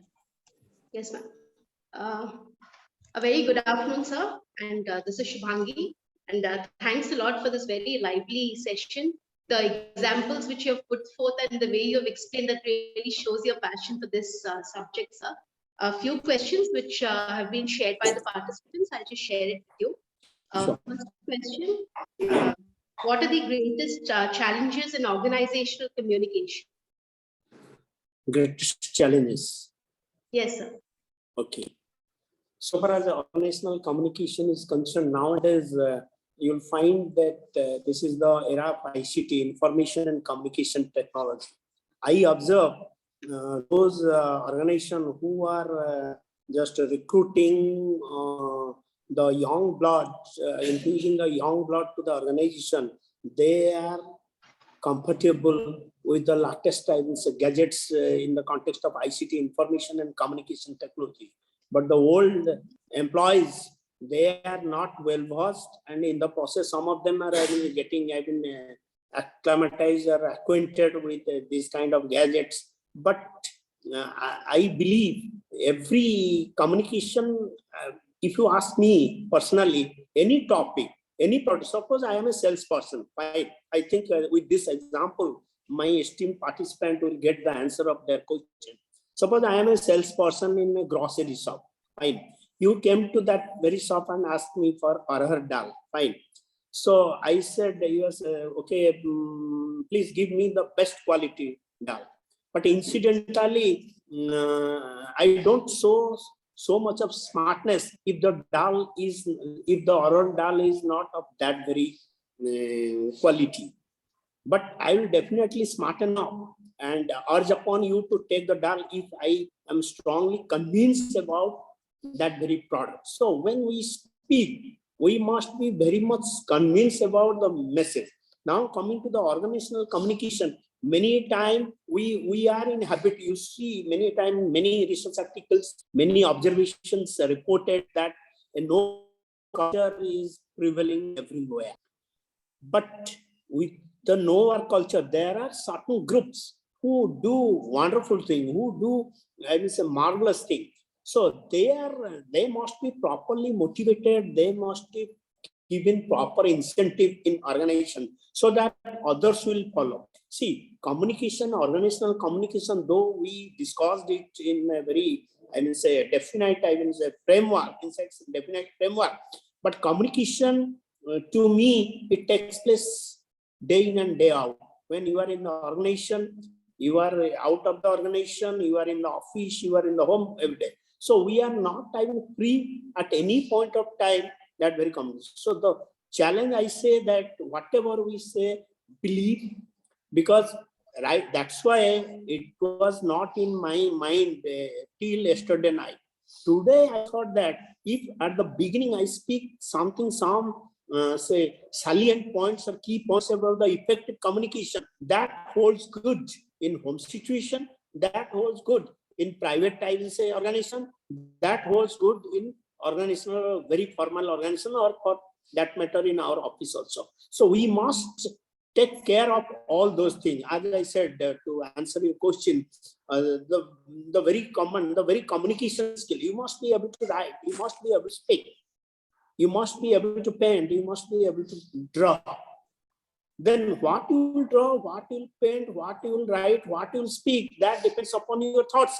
Your thought skill, I mean, control everything. So first of all, though there are volumes of literature in communication, but for our purpose, we have to have some basics of communication, and that too the very gadgets, information and communication technology, all the sophisticated gadgets, they must master so that they will do the needful and the organizational objectives, organizational good can be expected. So this is what in a very say, brief manner I tried to answer you. Next question. Yeah, thank you, sir. The next one is what are the areas where defined communication strategies might go wrong? Is there any specific areas? Communication strategy. Yes, sir. No, I don't get your point. Kindly repeat the question. Sir, the question was what are the areas where defined communication strategy goes wrong? Oh, this is again right from the beginning. Again, I said we are at this stage, particularly my esteem. We know what is good, what is bad, what is wrong, what is right, what is correct, what is incorrect. There is no preaching is badly required to make us understand about this. It's a finer strand of our communication and say behavior. But with regard to the strategy, ma'am, just in a very simple form, I'm trying to make my esteemed participants understand. For any success, three things are important. What are those three things? One is the place. The second one is the time. The third one is person. If selection of place, person, and time are okay, good, appropriate, to the point, then success will undoubtedly follow you. Why we felt miserable in different forms, so also in communication.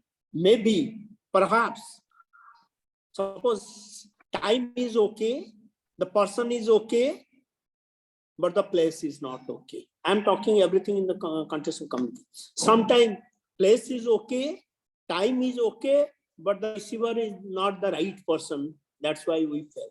Sometimes place is okay, your person is okay, the time is not okay. So time, place, and person.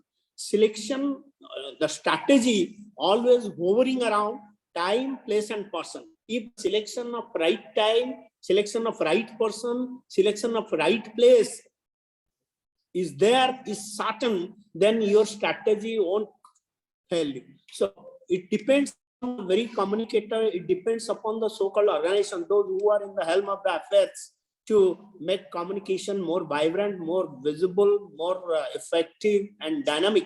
They must have this kind of, understanding, this basic understanding, so that any communication approach, depending upon the nature of the message, depending upon the nature of the content, we have to design it, we have to architect it, we have to plan it. The blueprint must be on the basis of the so many dimensions of communication. It is not one way. Only looking at the person will communicate, will develop some strategy. All these ingredients, all these basic elements of communication is badly necessary. So strategically your mom, say just you just prompted me to speak another example to make you understand what is that better strategy. See, one of my friends' son who scored very low mark in 10th standard. his intention was to put his son in BJB college, which is the premier college of Bhubaneswar. Fine. So what he did, he didn't even wait because he was, it was known to him that no, I won't get, if in normal selection process, I'm talking the story of 20 years back, my son will not get a seat in BJB college because the cutoff mark was so high. So what he did, he put him in Rajdhani college. Fine. You know, 20 years back, 25 years back, any seats lying vacant, that will be again communicated, circulated to other rival students, at least in the college notice board, that 5 number of seats or 10 number of seats are lying vacant. Anybody interested, they can apply. So that gentleman, that friend, I mean, was waiting for the opportunity when BJP college will notify the vacancy list, so that during Puja holiday, because normally the academic session starts in June and July, during July or early August, first week of August, once it's over, our, I will say, Puja holiday starts in the October. So he was seriously and anxiously, religiously waiting for that very Puja holiday. So when he found that the seats are available, he got his son from Rajdhani College transferred to BJP College. So that was a strategic decision on part of my friend to see that his son is actually placed, took admission in BJP College. So this is again a strategic communication, or you can say a strategic moment on the part of my friend, because he was keeping himself abreast with the latest time in development in BJP College. At the same time, he also informed the Rajdhani College authority that sooner or later my son will be transferred from Rajdhani College to. So this is what all about the strategy. So I understand my friends have understood what is strategy, and all your strategy will materialize only when we communicate it. So sometimes we communicate everything from strategy, not exactly strategy. For fun sake also we communicate. In a lighter vein also we communicate. Sometimes we are serious. Sometimes we do have our own hidden agenda, our own strategy. So making your strategy or strategic communication a successful one, depending upon all these factors. Right, sir. It was very beautifully answered, sir. Yeah. The next question: how do we manage if there are any semantic barriers? Semantic barrier, you see, there are two measures. One is preventive measure, the other one is curative measure. Suppose I'm talking everything in the context of organization. See, semantic barriers, suppose a newly recruited person, he or she doesn't know, definitely having some basic understanding about the organizational system of working, or does have some knowledge, maybe bookish knowledge, not exactly, I mean, it's a practical experience. But with that, because we as a teacher, we believe that learning is grafted on the basis of what is already learned. If you know kerosene, which is a petroleum product, if I started talking about the gasoline, which is again a petrol product, you can make some sense out of it. If you know plus b whole square, if I started talking about a plus b whole cube, you can make some sense out of it.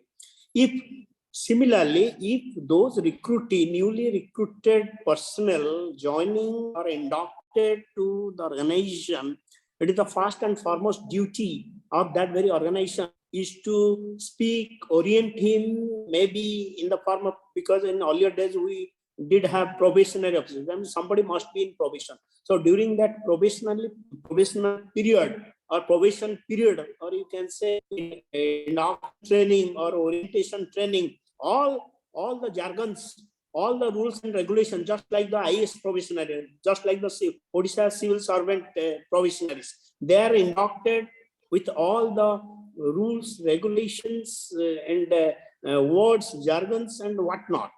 So if this is possible, because it is again a costly affair, many times all those organizations, they don't afford, they don't dare to spend a lot, and they say they are under opinion that, okay, in the process, it will be known to them. But during the process, when they are assigned with some important job, they commit blunder, they commit mistake. So with regard to this meaning, see, suppose ours is as an agricultural, I will say, it's a food company, sorry, fertilizer company. In fertilizer company, I expect that my employees will know what is Raghav Bhairavi, what is Malhar, what is all kind of, what is Odissi, what is Kuchipudi, what is that very other kind of dance program. But definitely they should know what are the different types of fertilizer, what is nitrogenous fertilizer, what is phosphatic fertilizer, what is potassic fertilizer, what are the roles. And so in that way, whatever words coming, it must be told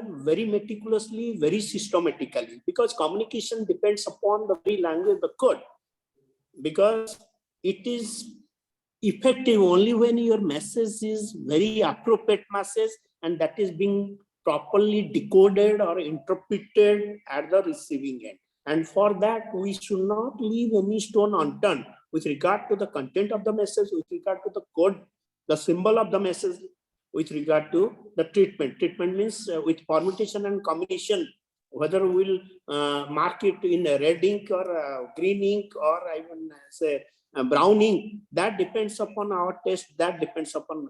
So ultimately, at the receiving end, everything will be appreciated. So this is how I try to share whatever coming to my mind immediately after listening to the questions.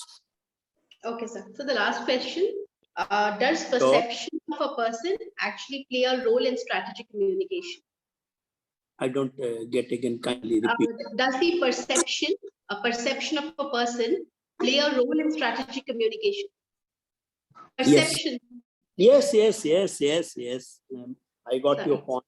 So when we say perception, and many of our esteemed participants, this word is not new to them, they know what is perception. When we perceive something, it is again, we engage many of our maximum, all of our sensory organs. Say for example, apple, whether on the table there is no light, it is totally dark condition. On my table, whether orange is there or apple is there, I can identify which one. All are circular, say item, but definitely I can perceive which one is apple, which one is say orange, because orange external surface is a bit rough, apple is very smooth.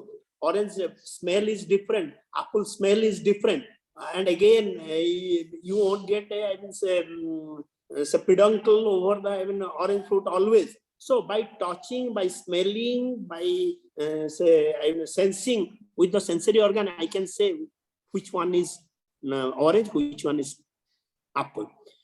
Looking, suppose your father is coming or your son or daughter is coming, the very style of opening the gate, you know that whether son is coming or my daughter is coming, because son's style is different than the daughter's style.